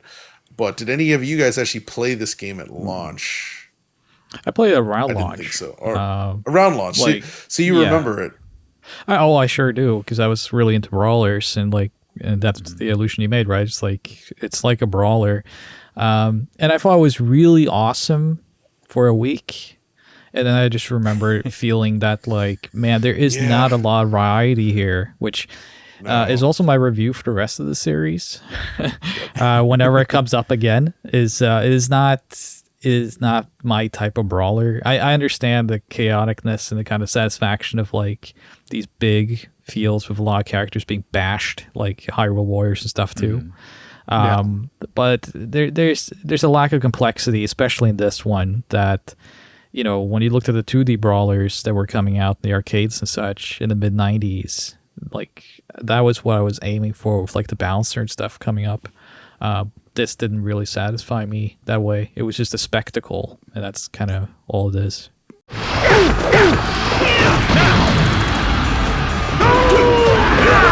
Next up, though, on the list actually is a pair of Konami titles. There's ESPN International Track and Field and ESPN X Games Snowboarding. Yeah, actually, snowboarding, not the skateboarding one. Okay, I have the skateboarding one. Yep. Yeah, I did not know Konami did a snowboarding game, but obviously SSX is the one that made the bigger impact. See, yeah, I didn't pick up SSX. I picked up this game. Oh, okay. And I was pretty happy with it because It controlled pretty cool. I liked the variety. It was more of like a simulator, but what I really liked was my friend was really into like these VHS tapes of like music videos of like skateboarding and biking and snowboarding. Right. And this very game had like a 2000s of it. yeah, right. And this game had a very kind of good cinematic replay mode, which you could kind of replicate that to a somewhat realistic fashion. And we were majorly hooked on this. So I remember I picked this up because my friend used to come over in the weekends. And so I was like, well, something we can play together and have fun with. And then later on, I did play SSX and realized that I think we would have had more fun if I picked up that one. But I couldn't complain because this gave me a lot of good times in those weekends. I agree. I actually think this game is not bad. It looks incredible for the time, dude. Like, it's especially got the moving cloth and the clothing and everything. Yeah, the snow deformation and like just like the power of cinematic camera angles and how dynamic that could be on this system, and how like like artistic shadowing and stuff. It's just like this one looked on a CRT at that time. I mean, we were stunned. This was awesome. Like a really showcase for the system. So I don't know if people talk about this one anymore because of SSX. But this one, was one of my favorites during this time. That's really cool, man, because I agree completely. I did not play this at launch, for the record. This was one I checked out much later during one of my many store visits that Coury would be very familiar with, where I'm just combing over the PS2 section looking for stuff I'm missing. I got it in one of those runs, and I was also pleasantly surprised, along with stuff like Cool Borders Code Alien, which came out only in Japan. It's these like random snowboarding games that got completely overshadowed because of SSX that are actually pretty good, because there wasn't really a formula yet for how to do these types of games, and everybody was kind of throwing stuff at the wall. I mean, we already had 1080 snowboarding on 64 that had blown up, as well as Cool Borders on PlayStation, which I never really liked, and stuff like steep slope sliders and stuff like that on Saturn. But this just felt like right in a way that a lot of the earlier ones didn't. As I can see. And I think if I had played this at launch, I would have actually still enjoyed it, despite SSX also being there, because it has a different vibe. It's a very different vibe. This feels more like a televised X Games kind of thing, with like more, like it's still trick based, but SSX is like it's like a musical like explosion of light and color, and it's SSX is also more racing based, right? It's like competitive racing. Yeah. It does have trick stuff, but it is very racing heavy. So. International Track and Field, though, I have to admit, is probably one of the only games on this list that I have never played, and I suspect Tom it goes on for to all talk of you about guys. it. Yeah, Tom is a huge track and field guy, but I did not play this one at launch. It's interesting because obviously Konami did have a history with like track and field games, right? So it's kind of neat that they had one of these at launch. And only now, with like the passage of time, can I look back on that and see like, okay, there's actually like there's a legacy here. There was a purpose here with this game that I can kind of dig. Oh yeah, so Hyper Olympics. Maybe I need to check it down. Yeah. Next one on the list is another From Software joint, Eternal Ring. Yeah, I played this. As a Kingsfield fan, I didn't pick this up at launch or near launch. It was probably sometime early 2001, between like Onimusha and Shadows of Memories and all that. I picked this up, and I actually quite liked it, because at the time, in my view, it's like, wait, this is like Kingsfield but 60 FPS basically, and that was great. If it's the game I'm thinking of, it looks very interesting in videos, at least. Well, it's like a Kingsfield. It's first person. It's relatively slow paced. You kind of walk through, all the attacks you do. They kind of have like a deliberate slow animation. All of these games are pretty much prototypes for what would become Souls games, essentially, in a lot of ways. Like, they're not exactly the same, but there are elements here where you look at this and you're like, okay, you can kind of see the lineage for where they were going.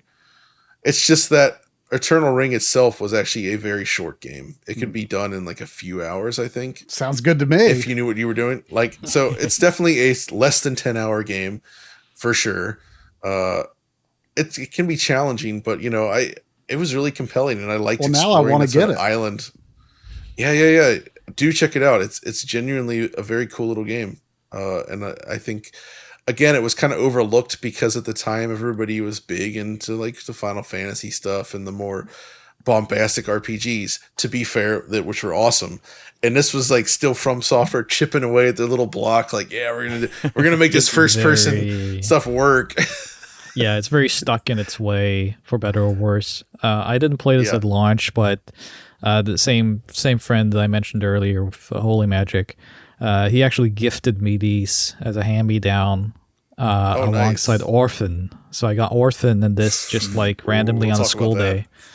So people are really into Kingsfield and From Software stuff now, but I think this gets relegated pretty often to the bottom. Just probably because of its length, and like it's way more simple than it is. Kingsfield is. It's very simple. It's very introductory, so it's kind of like hence the Mystic Quest. The Gaiden comparison, right? Yeah. It's like Kingsfield Gaiden. But it's the OG From Software ER. The first Ring, Elden Ring being the sequel. But it wasn't their only attempt at an RPG at launch, because they also released Evergrace, and this is one I did indeed pick up, and I freaking love Evergrace. I don't know why. So do I. There's something about the way it feels, the weirdness of it all. It reminded me of like if they had made a full 3D version of the old X68000 / Super NES game Lagoon into a like a sort of 3D action RPG. It's weird. It's all about these Palmyra actions. It's got this strange atmosphere with like this garish like cyan and orange kind of color scheme. Lots of weird armor and weapons, but you're essentially running around as like a third-person action RPG as one of two characters. Let's listen to a sample real quick. This is the music you hear when you enter a shop in the game. I think it's very important to hear this to understand the vibe they're going for. Greetings. Welcome to my shop. Feel free to look over my merchandise.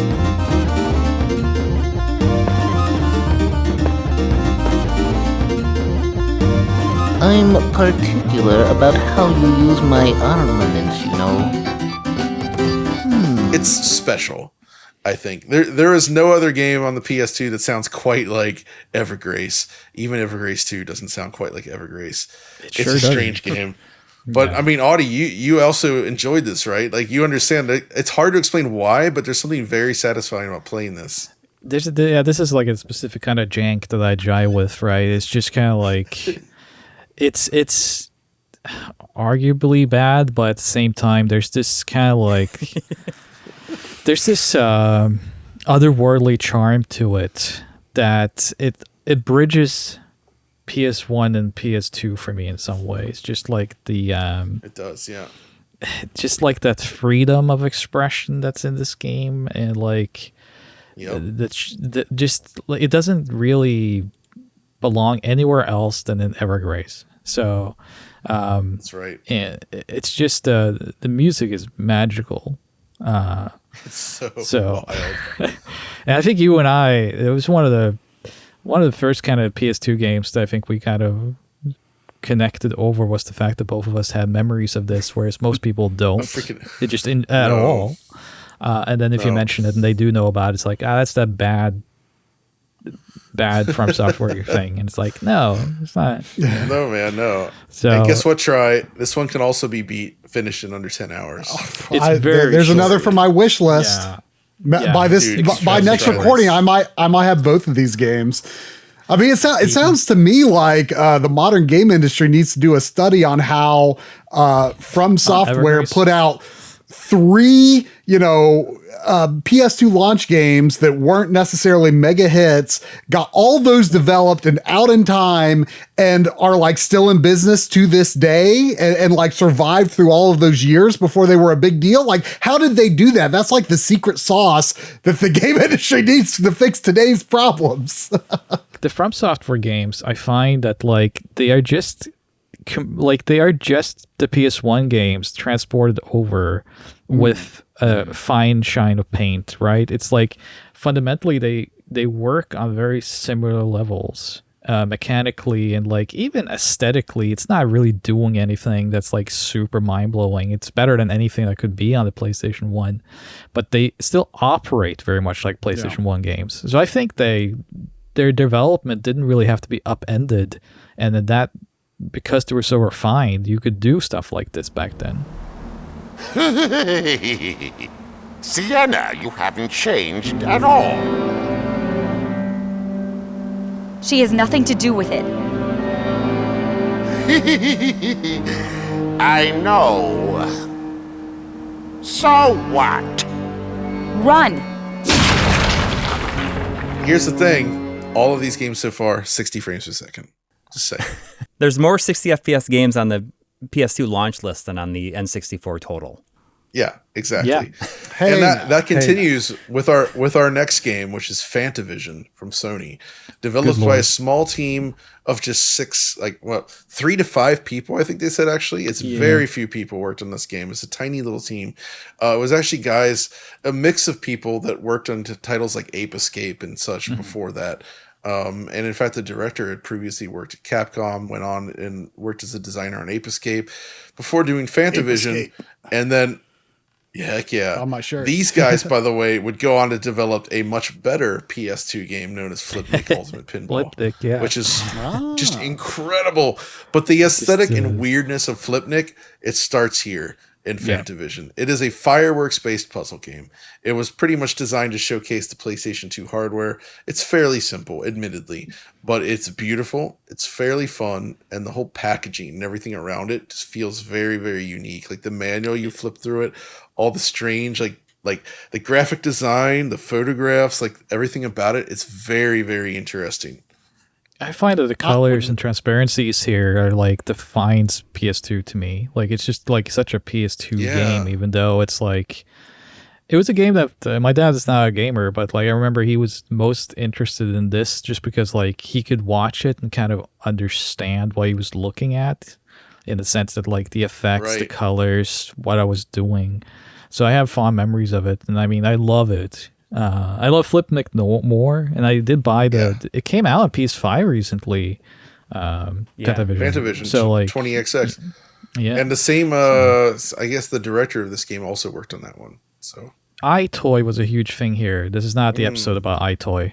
And I remember that there was like a fireworks game on the iToy that channeled some of the same things as Fantavision. It's not made by the same people as far as I know. Are you saying it was a huge thing in Europe specifically? iToy? Yeah, I mean, at least here. I don't remember it being a big deal here. Yeah, iToy was big here. iToy was giant in Europe, as I've discovered. Huh. Yeah. We had like Sega games on it, and like it also became popular. Peripherals here, I think, do better in general because like SingStar and whatnot came and became big and buzzed. But yeah, I remember the iToy being a big thing. But we'll do an iToy episode. Never.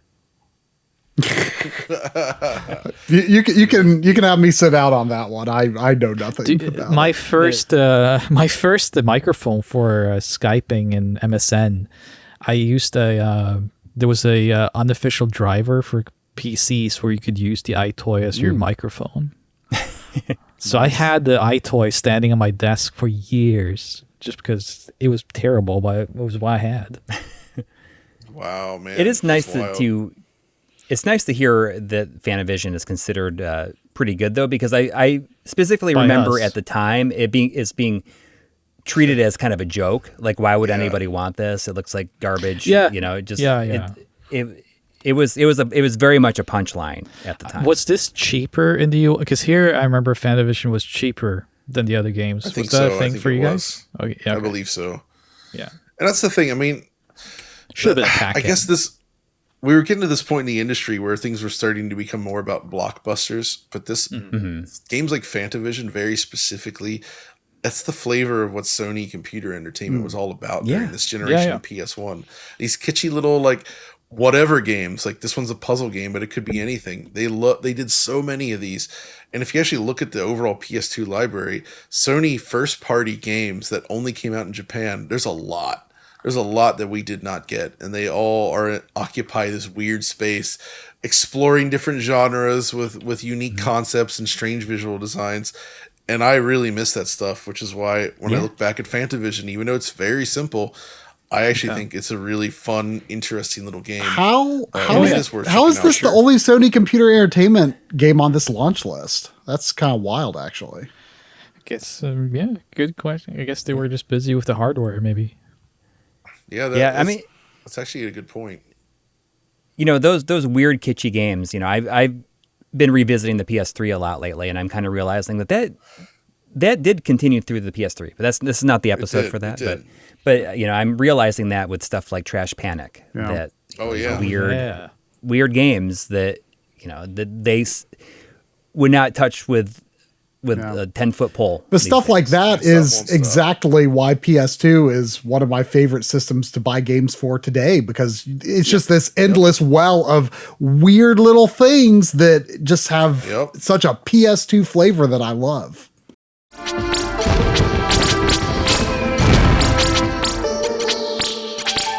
But Mark, if I asked you, like, hey, what if you saw a game on PlayStation 2 that was developed as a sequel to 2 games that had released in Sega Saturn, what would you say?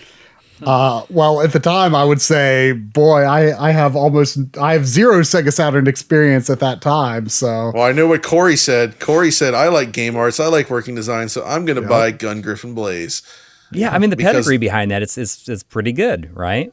I agree. And I'm just going to say it. I actually like this game. And I also picked this up fairly early on. I think it's a bright, colorful, once again, 60 FPS game. It's very much like Gun Griffin, the prior games. It's a mission-based sort of like mech game where you're like rolling around these maps, completing objectives, shooting dudes, and most importantly, blowing up buildings. And when you blow up buildings, like they actually kind of fall apart, right? Like you take out the support structures, the rest of the building like collapses and such. And so much of the game world is destroyable. You can pretty much destroy like everything, right? Like Coury, I mean, you remember playing this. So like, did you like it at the time? Like, what did you think? I did not like it very much at the time. Oh, no way. I mean, I think that I just didn't get it at the time. Had you played Gun Griffin before, or like? No, I hadn't played anything. I mean, mission-based games. The closest thing is the closest thing that I'd probably played to this was probably Crazy Ivan. Oh, Crazy Ivan. Crazy Ivan. Or as we like to call it, Oh Nacho, because on the disc it says like Oh Nacho, like in the Russian kind of. Right. But that was probably the closest thing that I played to this, and I don't know.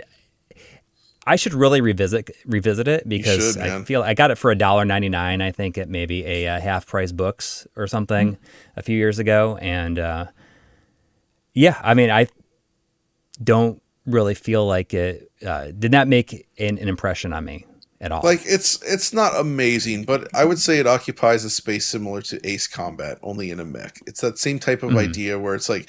You go to your menu, you accept a mission, and now you're like in the mission, and you basically go around the map completing objectives and killing enemies along the way. And you know, it's not pure arcade, but it's not like a simulator either. And you know, the mechs move fast. You can jump up in the air and glide, and like I just generally think it's like a fun, cool arcadey style mission based action game, and I do think it's worth revisiting. Because it's pretty slick. But gentlemen, with our next game here, unfortunately, it's our first game that runs at 30 frames per second. Get it out of here! It's Kessen from Koei. I've never.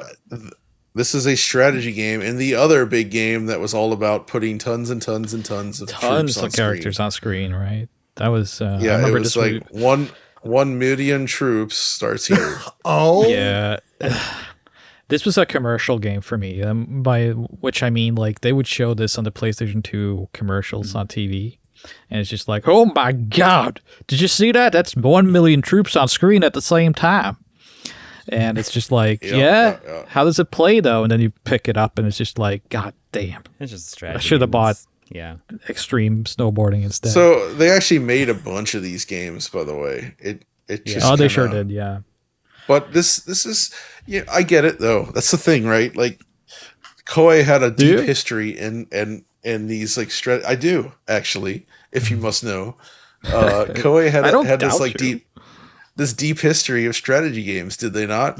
Like that's what they were built on at that point. No. I mean, their history would certainly lend towards like Romance of the Three Kingdoms and all that stuff. Like it all leads to Kessen. It's just like it doesn't make it more fun to play. No. I also am not a huge fan of this, but this was basically taking the already, I would say, rather dry strategy games that Koei was known for and making it visually exciting, right? Yeah. Like you're managing your troops in groups on this large map, but then when it zooms in to show them attacking, that's when you get like a full field of like enemies charging at each other, which was something they weren't able to do before. And it definitely made it more visually exciting. Yeah. I hear it's a good game. I can't really weigh in on that, like, because it's just not the type of game I'm super interested in. I think a lot of menus. Yeah, there's so many menus, and like I think, like I said, because people saw specifically like the battles in the commercials, they had a very different idea of what this was going to be. Oh yeah. Because this early on at my like movie rental place, they sold used video games. And I just remember seeing Kessen like up the beep up in that store. Like it was a joke between me and my friends to see how many Kessen copies had come in since the last time we went there. Yeah. So everything's coming up Kessen. Sure did. 1 million of them. Oh my gosh. Yeah. So far of the list we've covered, this is probably the least enjoyable one for me. Well, for the people who enjoy it, like an asterisk there, that like it's probably good as a strategy game if you were in the right mindset of it. But I wasn't. Exactly. So, and they made 3 of these, I believe. So, yeah, it was much of a success. The Crimson Men are always ready. Speaking of success, the next game on the list, we go back to 60 FPS. Thankfully, it's Madden NFL 2001. Got that Madden. For those that don't remember, there was a whole thing, man, with EA and the Dreamcast where they just would not support the Dreamcast. Even though I remember in the background, they were sort of like dangling the keys in front of Sega. Like SSX started life as a Dreamcast game. And before they ended up moving it to PS2 and rebuilding it pretty much entirely. But they never released a game on the Dreamcast. And so Sega fought back with their incredible NFL 2K series. But of course, the household name was Madden, and Madden NFL 2001. You know, this was the first like big Madden game. I guess it's probably the first one that ever ran at 60 frames per second. Right? And you're probably right about that. Even the early Genesis ones didn't. No, those were real choppy. We've been even playing 30. through them. Yeah, we know they're not. They're not smooth.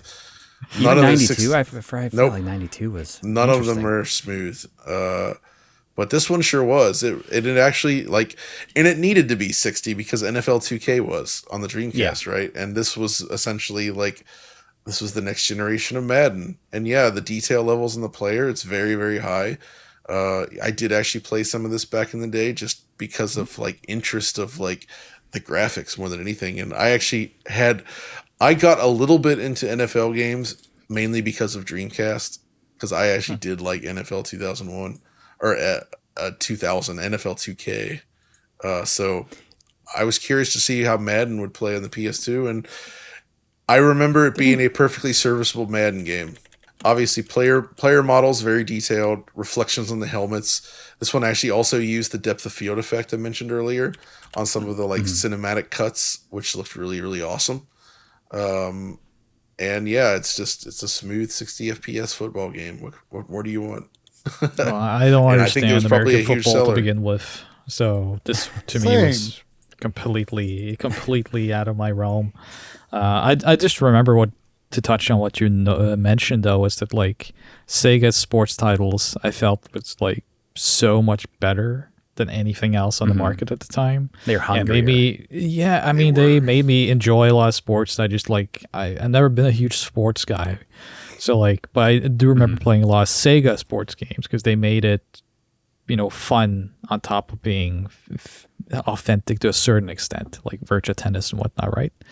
So I do remember playing American football on Dreamcast, not understanding what I was supposed to do, but having fun nonetheless. And Madden games have never, ever scratched any sort of itch for me like that. Well, the thing is it didn't have VMU play calling, so... Oh, yeah, it's okay. What are you going to do? Therefore, it's crap. Speaking of crap, maybe not, I don't know. We're back to 30 FPS here with Midnight Club from Rockstar. This is actually a series I would say that got significantly better with each installment, and the later ones are actually excellent. The first one, though, it's actually all right. Yeah, it's 30. Well, the car selection screen is 60, but the game itself is 30. So, not super impressive, but I think the second one is 60 though. They did manage to up that, and it looks a lot better too. But this is a launch game, so. But the idea is, what can I say? It's like Runabout, Midtown Madness genre of driving game, where it's like here's a large open world city, a bunch of random things that you're gonna do. You drive around, following arrows, smashing things, completing objectives in this large city. And you know what? It's actually pretty fun. It's just very plain looking. And it's nowhere near Runabout though. Like Runabout's still the king. No. This is not Runabout quality by any stretch of the imagination. And the series in general changed a lot. Like once you get to Dub Edition, it's much more like Need for Speed Underground, which would have come out by then, and then freaking Midnight Club LA, I think it was, on PS3 360. That is just phenomenal. Really, really excellent game. So the series became good, but it's also interesting. This is a Rockstar game pushing open world city stuff a year before their gigantic hit with Grand Theft Auto 3, which, by the way, most people didn't see coming. GTA 3 just kind of, it really did come out of nowhere for the most part. People didn't expect it. And this is kind of an interesting hint at where they were trying to go. I would say that this helped inspire what EA would do with the Need for Speed series a little bit, right? With the underground stuff?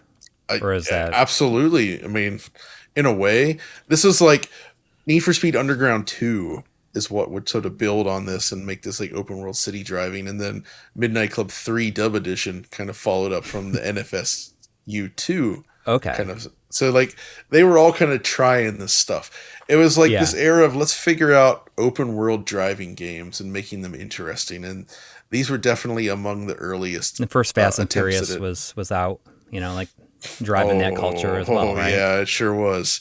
And it was about to have a gigantic influence on the industry. We've got another Namco game here, guys. I don't know if you guys have played this one, though. Raise your hand if you have. It's MotoGP from Namco. I played So MotoGP was also, and it would end up being a big game on Xbox as well from Climax, but the Namco version is also really good. But unlike what you expect from typical Namco at the time, it is actually more of a sim-like game, right? Like it is not pure arcade. You really do have to manage your bike speed. It takes more of a page from something like Gran Turismo than like Ridge Racer, right? Exactly. So yeah, it's a little drier. Tom, a friend of the show, he is really into MotoGP games, like motorcycle games. So this is one of his takes on the PS2, and I just remember I didn't play it much myself because I felt the handling was really hard to get around. But he was really good at this and had a lot of fun with it. And I think it's still kind of one of his favorites from the PS2. So it certainly had a lasting impression on him. Coury, you remember when we covered Klonoa for DF Retro? One of them has the unlockable Klonoa in it, which is fun. So did this use the pressure sensitive buttons though? I think it probably did. But yes, every button on the controller, D-pad, shoulder buttons, everything was pressure sensitive. Which, of course, as the name implies, the harder you press it, the more it registers. So I think it worked okay for games like Metal Gear. It was a really interesting way to take your finger off the trigger They did stuff with leaning. That's But like anything- the only good implementation I can think of. with driving games though, it just because there's no like definitive stopping point, like your brain just wants to keep smashing it into the controller, and it's just it's extremely tiring. It sucks. So I always turn it off for racing games. Moving on, let's accelerate here. We got NHL 2001, also a 60 FPS game. It's NHL, it's hockey. I actually have only very briefly played this, so my memories are extremely limited, but I could appreciate some NHL hockey games back on the Genesis. I don't know about you guys. Oh, 94 is an all-timer, and it was all downhill Still after big. 94. Yeah, man. Like my recollection of this on PS2 is just like it was like, okay, it looks good, but I don't love playing this. It's better than Wayne Gretzky 64, let me tell you. I can imagine. I think Wayne Gretzky 64 was one of those early 64 Well, games actually, too, wasn't it? remember, John, when I was at your house last year, we recorded a bit of it, and we were like, oh, this is kind of almost got a bit of an NBA Jam vibe to it. It's pretty fun arcadey action, actually. We were kind of surprised by it. Oh man, But we'll have to get back to that then. That's a discussion for another time. Indeed. It almost made me, of all people, want to get a hockey game. But hey, listen, I'm an N64 guy. I can be a little biased. Yeah, you sure are. I think we can agree on that. Wooly shoots it! Warner shoots!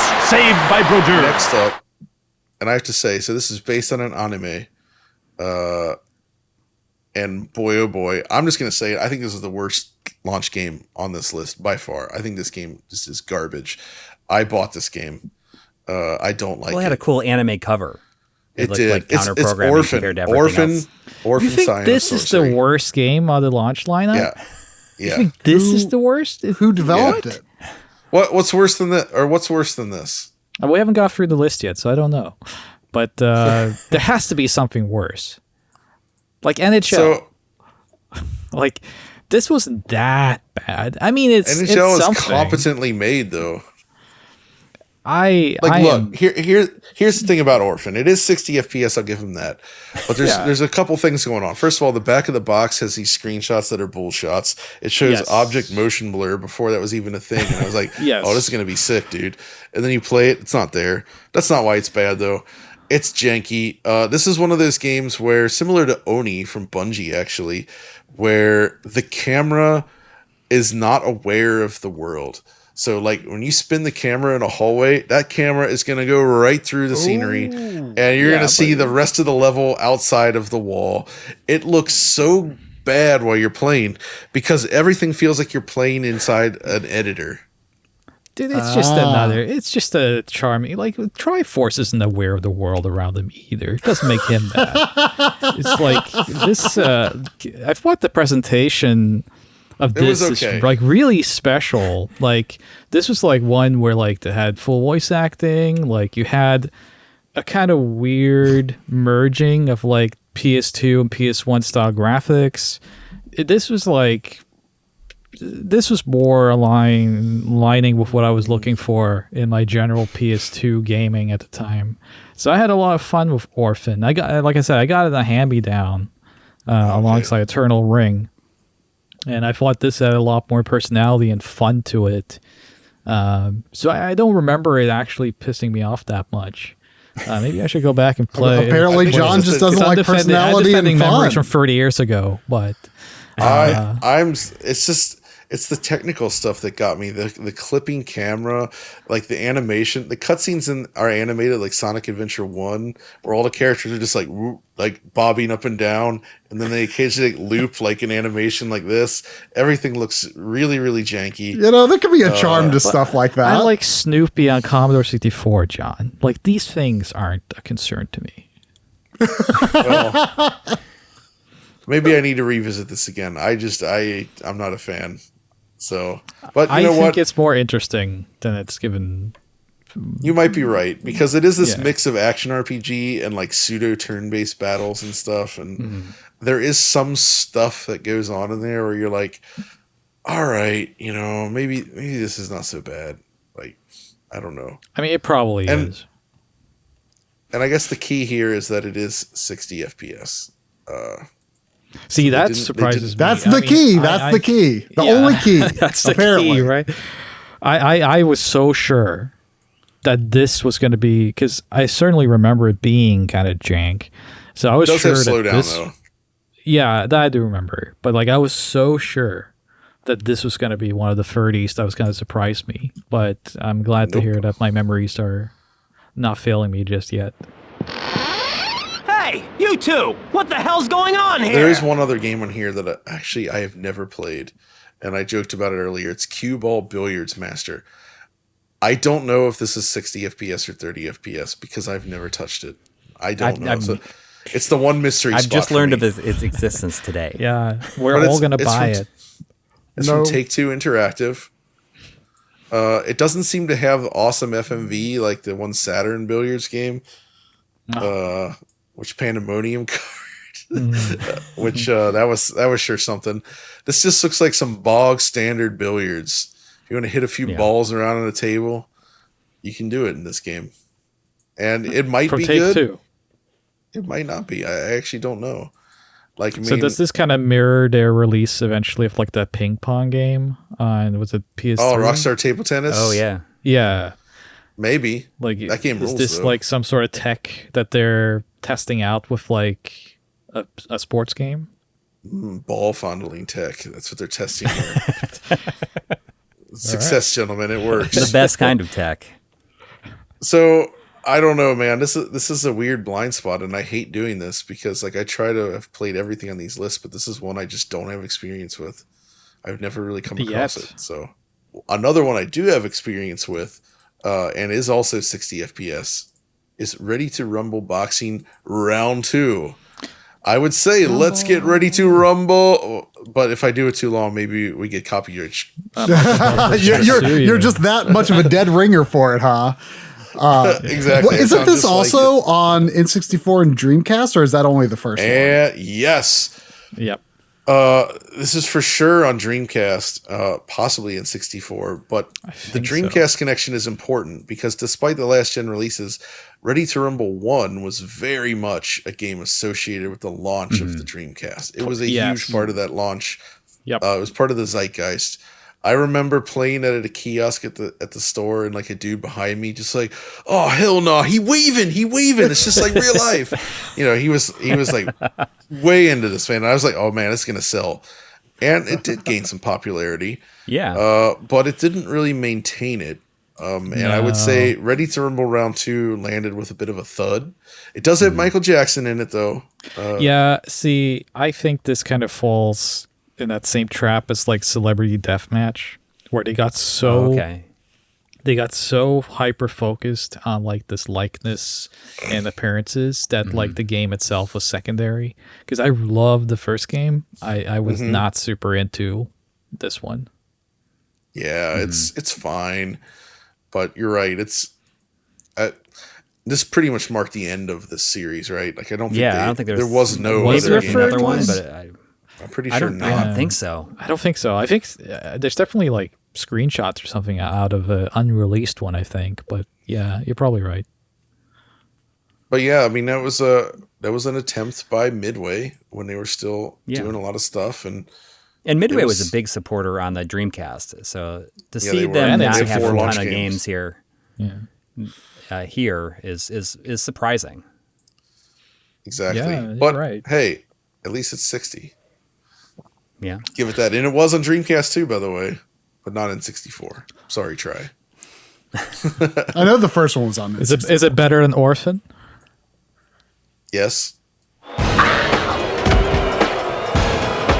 It's Ridge Racer 5. We've already talked about it. I love Ridge Racer 5. I waxed poetic about it. I went down that weird like Y2K trip. All I got to say is I love this game. I love Ridge Racer. It's one of my favorite PlayStation 2 games, full stop. And it's a must play for the system. That's all I need. Absolutely. It's really good. Check it out. Getting that Negicon was a big big turnaround point for me with the earlier Ridge Racer games. I kind of struggled to get into them compared to like the PSP games and Ridge Racer 7. And that really kind of opened it up for me a lot more. I loved Ridge Racer 4 with that. So I'm looking forward to putting more time into Ridge Racer 5 with the Negicon. Amazing controller. Highly recommended. Absolutely. It's cool that all that and the JogCon were supported by this game. So you can enjoy it all. Unfortunately, our next two games are back to 30 FPS. First is Silent Scope from Konami, which was a big arcade game, likely 30 FPS only because the arcade game was also 30 FPS.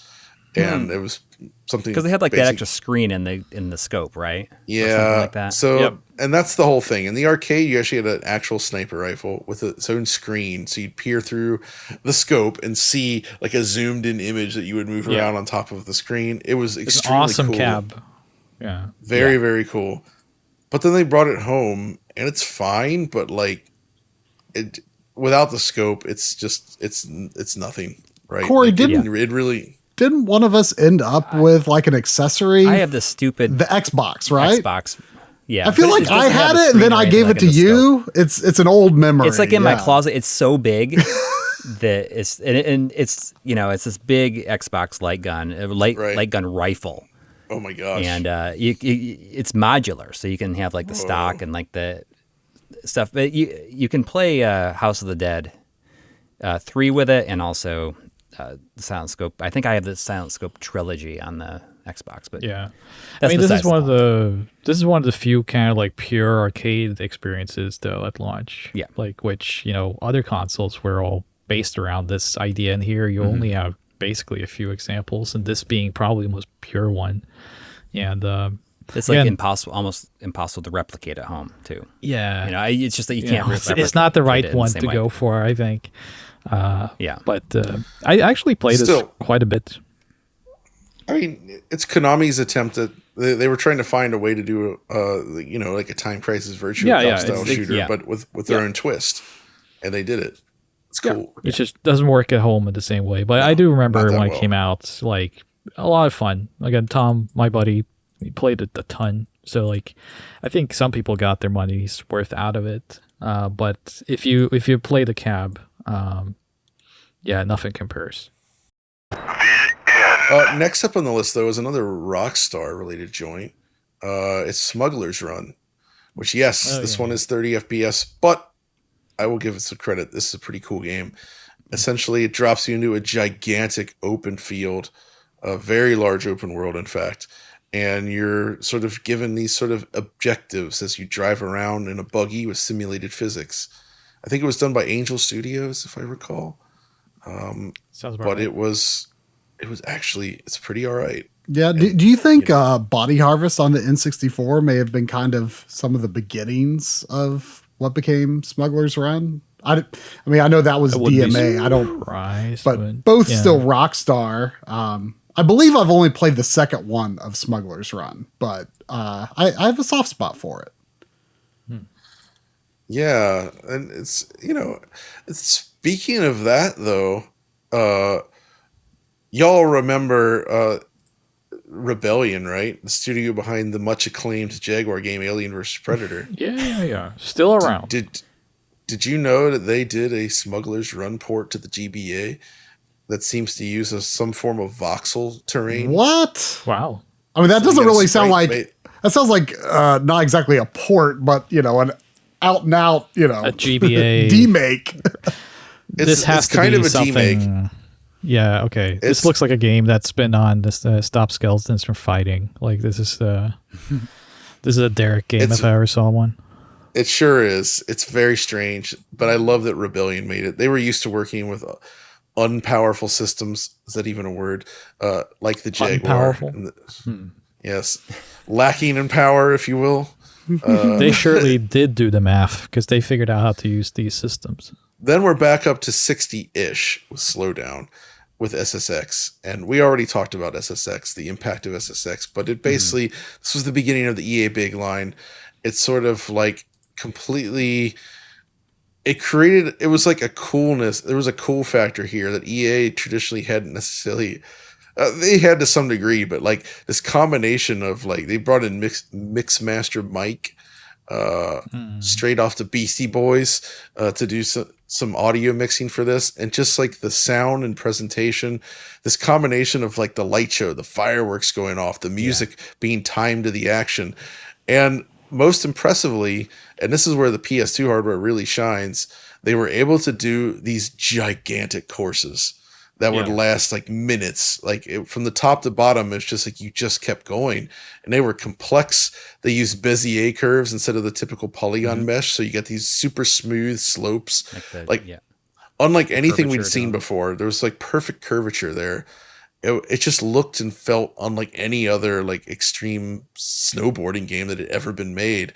Plus, it had that absolutely amazing wind-up system where you approach a slope, you hold down the button, you actually would switch to like the D-pad or the analog stick, I guess, one or the other, and you sort of like get ready to launch your trick, and then right as you hit the slope, you let go, and you do it, and it felt awesome. I feel like Tricky came along like less than a year later. It did come out 1 year later. It was also a launch for the other systems, and it was initially called SSX DVD because it comes in a DVD. Because the first one. I love Tricky, but actually, there's things that SSX 1 does better, and I think that SSX 3 like finds this middle ground between the two of them. Three is just like incredible. Perfect.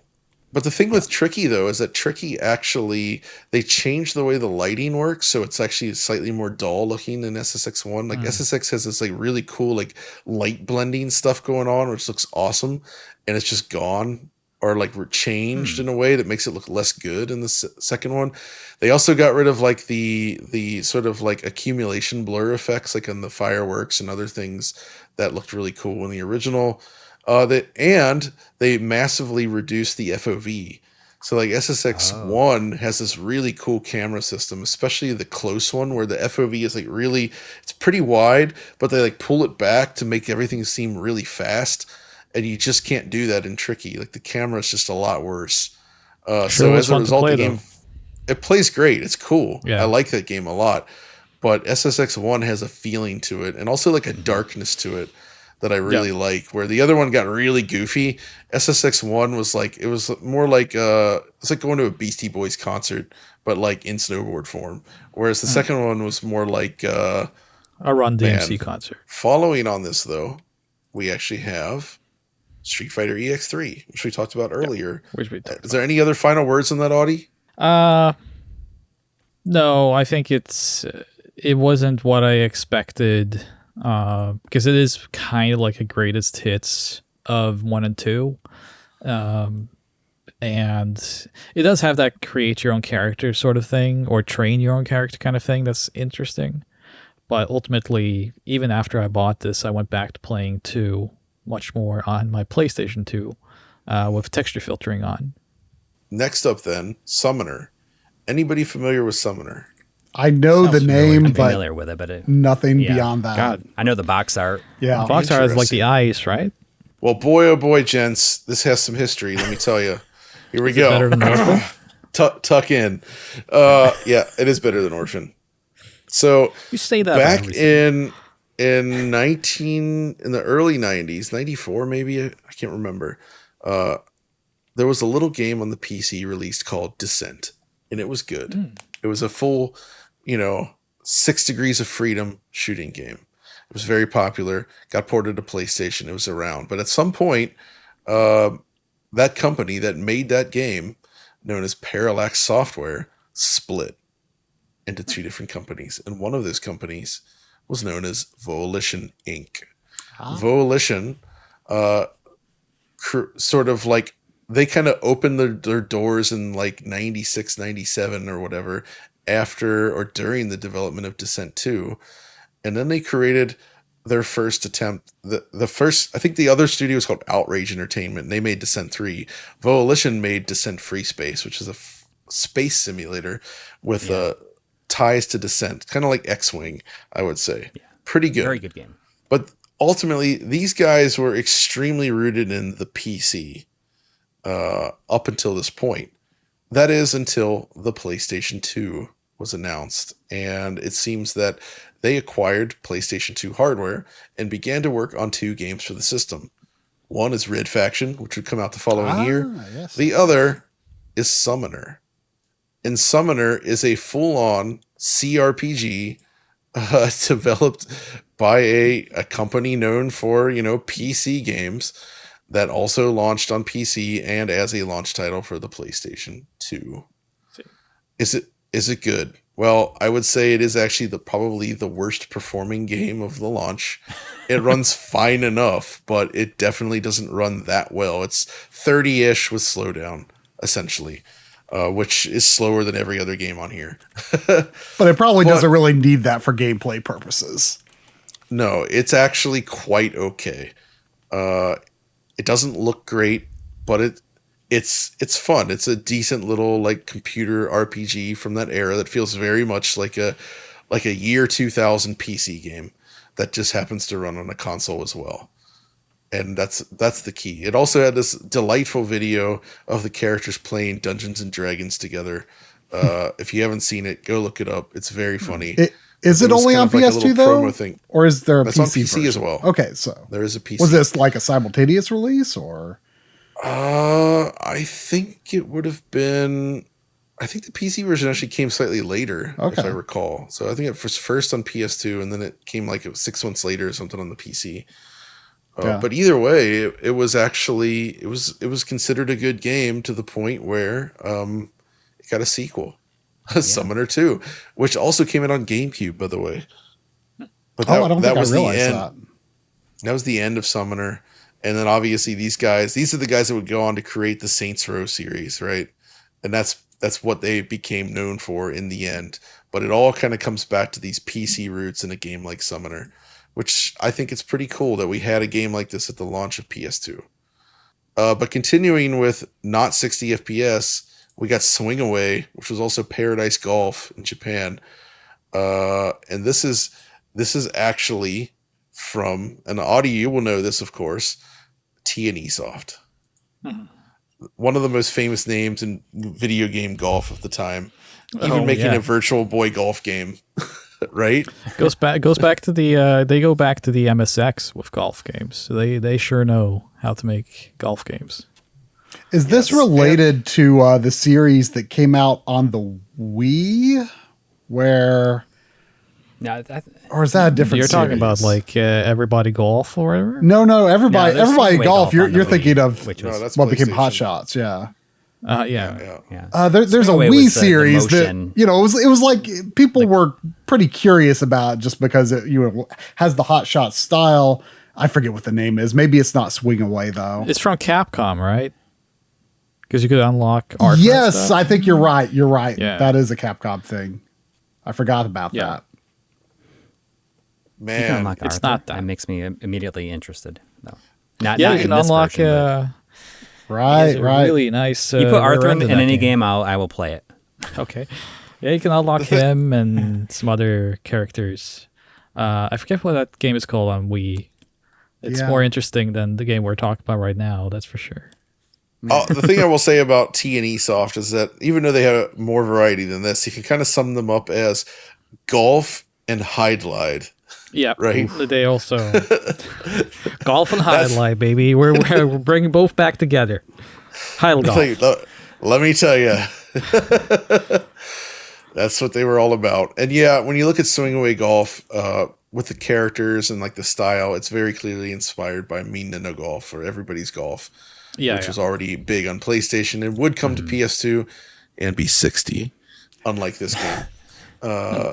But this is not a bad looking game, and it's not a bad little golf game. It's perfectly fine, and it's cool to have a golf game at launch, I would say. Yeah. So. Excellent. Great chip in. You're stretching your acceptance of these things just to say it's better than Orphan. I'm not looking at this game and feeling here that this is better than Orphan.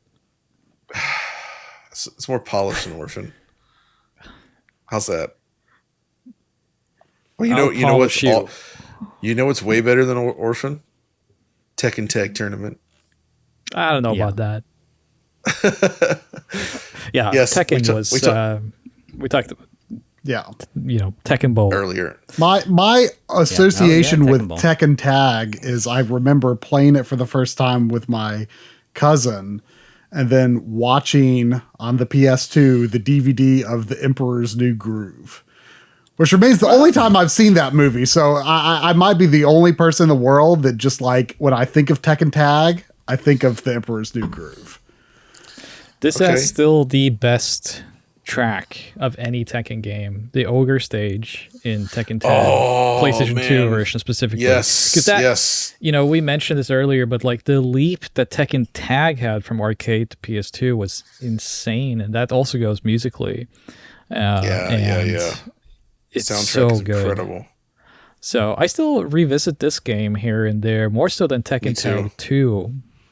There's just a magic. There's a simplistic magic to this game, whereas I think Anybody who's 2 played this- gets a little bit muddled. I agree. The thing for me is like when you put this disc in and you hear those first piano notes of the CGI intro. Oh yeah, that CGI You're intro. in. It's Just so like good. like it pulls you right in. This game is awesome. It plays great, looks great. Like it absolutely, like when you see this on a CRT today, it still looks absolutely stunning. It's just a beautiful little game. Love it. Tekken was on fire on the PS2. Every installment on there was just truly excellent. Insane. Yeah. So really, really good work from Namco. Next one, Try. You might actually be familiar with this, but I'm not sure now that I think about it. It's Time Splitters. Yeah, Time Splitters. I mean, obviously, So you played this. I was pretty interested at the time just because, Free Radical, made up of former developers from Rare, which obviously I'm a huge fan of.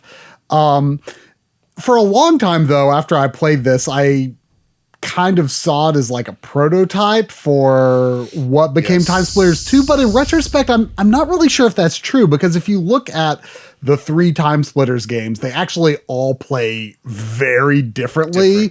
Whether we're talking multiplayer, whether we're talking single player, it's actually Time Splitters 2 that really follows that GoldenEye and Perfect Dark formula. And Time Splitters 1, Not at all. Does not. not that it's not even so much that it doesn't follow that formula in terms of level design, in terms of mission structure.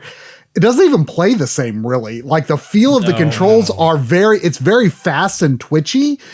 I almost really feel like they were going for something different, and then they went back. They looked back at GoldenEye I think it's the response. the second game. Because like this is a FPS promoted as former Rare. Yeah, and then yeah. obviously Radical. the comparison point is Right. going to be GoldenEye. And I think that first stage in Time Splitters did so much damage to the first impressions because it was just so like, it's just not, it doesn't stand out at all. I find it so dull. It's very much.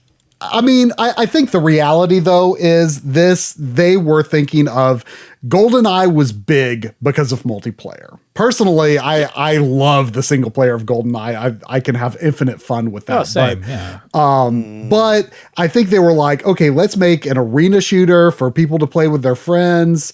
And that's what they did. And I don't know if I've actually played the first game multiplayer or not, but it makes sense in that context. But the single player definitely feels tacked on. They had to have something there. It is built from the bones of the multiplayer mode. But at the end of the day, though, I'm not really sure if they were trying to be a follow-up to GoldenEye or Perfect Dark, because it plays I don't really think differently. they It were. controls I think really marketing differently. was. They wouldn't have Right. had time either to do it yet. Right? It's Even a if they very wanted to. fast moving No. game. It almost makes me a little nauseous because it's very fast. It's interesting, but it's interesting, but it's nowhere near as good as the second game. The second game and the third game are both incredible, but again, very different. But I mean, in my eyes, I always view Time Splitters 2 as essentially GoldenEye 3. It is like it's exactly in the legacy of Perfect Dark, GoldenEye. Yep. It's one of those games, and I think it's phenomenal. It's way better than Perfect Dark Zero would be. That's for sure. This game has a fantastic Very much legacy, though, but it's not amazing in and of itself. As a launch title, though, I think it makes sense, and I can see why. They needed to get something ready for launch. They had just formed, making a multiplayer style game, 60 FPS. That's not the worst thing to sell. Not a lot of competition for it either, aside from, I guess, the next game. the next game being Unreal Tournament, which was big on the PC at the time, and it was big enough to receive console ports. At first, it was also on Dreamcast, but then we got this PS2 version. And as I learned from covering this in a video, the PS2 version is a lot better than the Dreamcast version. Does it support mouse and keyboard? I think it does. I believe it does. Wow. It's only 30 FPS, but it's a much smoother 30 FPS, whereas the Dreamcast game is horribly unstable, dropping to like 10 FPS at points. It's very, very choppy. And this actually has better textures than the Dreamcast one, surprisingly, which is weird, but it did. So it actually looked quite good, I would say, and was a reasonable port with mouse and keyboard support on the PS2. But of course, the PS2, you know, right? Really leveraging the ability to use USB peripherals in that way. You know, because there hadn't been a system that used straight up like standard USB. Yeah, well, USB was barely a standard yet. You know, it was kind of new. You know, all of my keyboards were still PS2. I remember, you know, not PS2, but you know, PS/2 or however it's written. But I remember having to buy a PS2 to USB adapter to use my keyboard with Final Fantasy 11, and it was so laggy. Like that actual conversion did not feel good. So because I didn't have a USB keyboard yet. A lot of people didn't. Interestingly, there's a number of games on the system that support mouse and keyboard as well. I believe Half-Life did. Red Faction 2 would support it. Weirdly enough, Dirge of Cerberus from Square. Oh, yeah. Remember that? Yep. I think the PS2 port of Deus Ex even supported mouse and keyboard. I think the PS2 version of Half-Life is pretty decent, I think, to be honest. Oh, yeah. It's very good. It's a solid version of Half-Life 1. But that's beside the point. Exactly. Today, anyway. So Unreal Tournament, it's good. But obviously, at the time, it's nothing compared to the PC version. Let's be honest. It didn't have the internet connectivity yet because that wasn't really a thing yet. And it just, it runs worse. The Dreamcast version did, though. Dreamcast version did, but because it ran so bad, it was kind of hard to enjoy, right? So... Console Unreal Tournament, not great at the time. It got better when the series went to Xbox, though. We got two more games there, gents, and I own both of these and I've played them. The first one, Wild Racing. Who here has even heard of this game? I know the cover and I know the logo. I love the name. It's a great name. How does it compare? I imagine it can't be as good as Wild Tracks for the Super Famicom. Probably not. So, Audi, you know this one.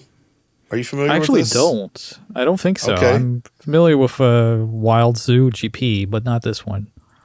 Oh, Wild Zoo GP. That would become a real PS2 classic, as we would come to find out. I love the word wild, and this has wild in the title twice. So tell us about this, John.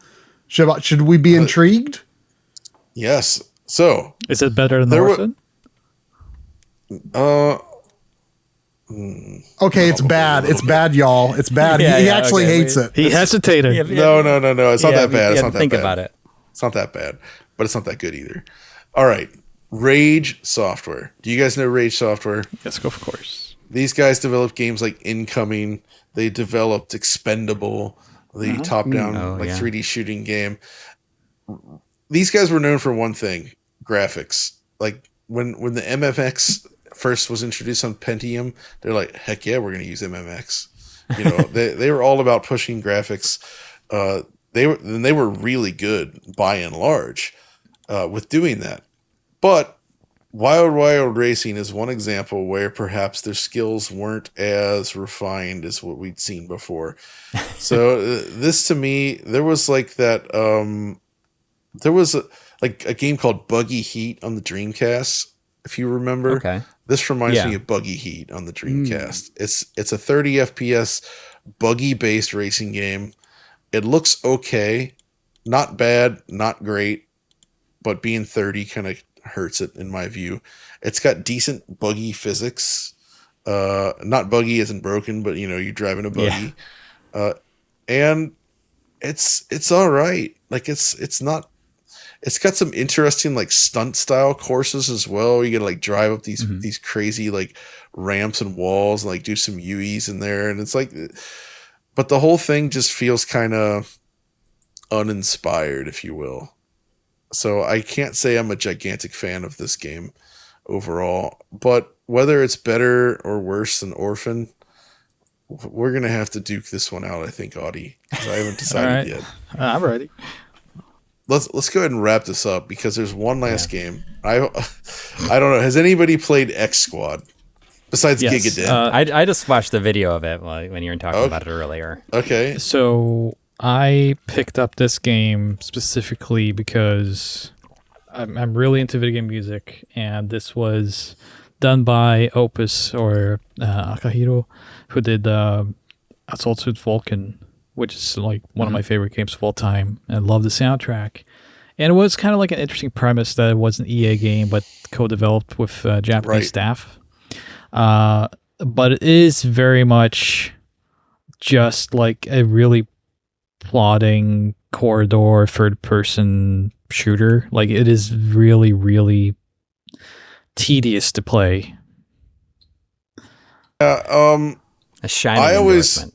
I kind of likened it to like, it feels like a bit of like a Siphon Filter game, but with more running around and shooting dudes without tasers. What's the point? You know what? You have to be a bit more tactical. Catch on fire. But yeah, it tries to establish something that they would never continue, and that's. Like, it gets a little bit stuck in its own ways, trying to introduce a lot of different small things that like the weight limit, like your equipment. You can only carry like X amount of stuff, and then it's like if you go, it actually has like a weight calculator to determine how much you can carry, and if you're over that, you can't pick up new items. Yeah, so it's just, I was hyped for it, believe it or not. I was one of the few shouting from the heavens, the X Squad is going to be awesome. And then I got it. And, I like Orphan better. It's like Siphon Filter without that swinging, waving Gabe Logan booty. I mean, he does it. There's a little bit of booty swaying going on here, but it's not Gabe Logan. There sure is. Yeah. I guess that's all it's to say is... Dude has one. You're right. So this game, not that great in the end. It does have the dude with like the flat top, the white hair flat top. Yeah. I mean, it has these characters. It really wants to introduce them to you. It's like it's a family you don't want to meet, so to speak. No. And it's just like it's just I kind of miss now. I look at it and like I'm like, man, I miss when they did stuff like this, just small, like EA specifically, like just did like these kind of weird offshoots like this. And this was a time where they were also trying to localize a lot of games and bring over that they ended up canceling. There's many stories about that. But like this kind of belongs in that era of EA. Belongs to like EA Victor and all this stuff. That like I miss it, so I still have some kind of like reverence for this, but I would never play it. I wouldn't touch it. You know what? Given that it's also not even 60 FPS, maybe I'll hand it to Orphan. Damn, you win. That's how we close out a list, and that's how we close out this list. Indeed. So that's all the games for PS2. So that was a North American launch. Listen up. Let's roll. Wait, let's listen to Ash for a minute. Oh my goodness. My goodness. On that note, I guess we can close out the show. Much like Saddam Hussein, our reign is over. Indeed. So that was a long first episode, I admit. The topic was huge. I'd like to point out I had nothing to do with the length of this.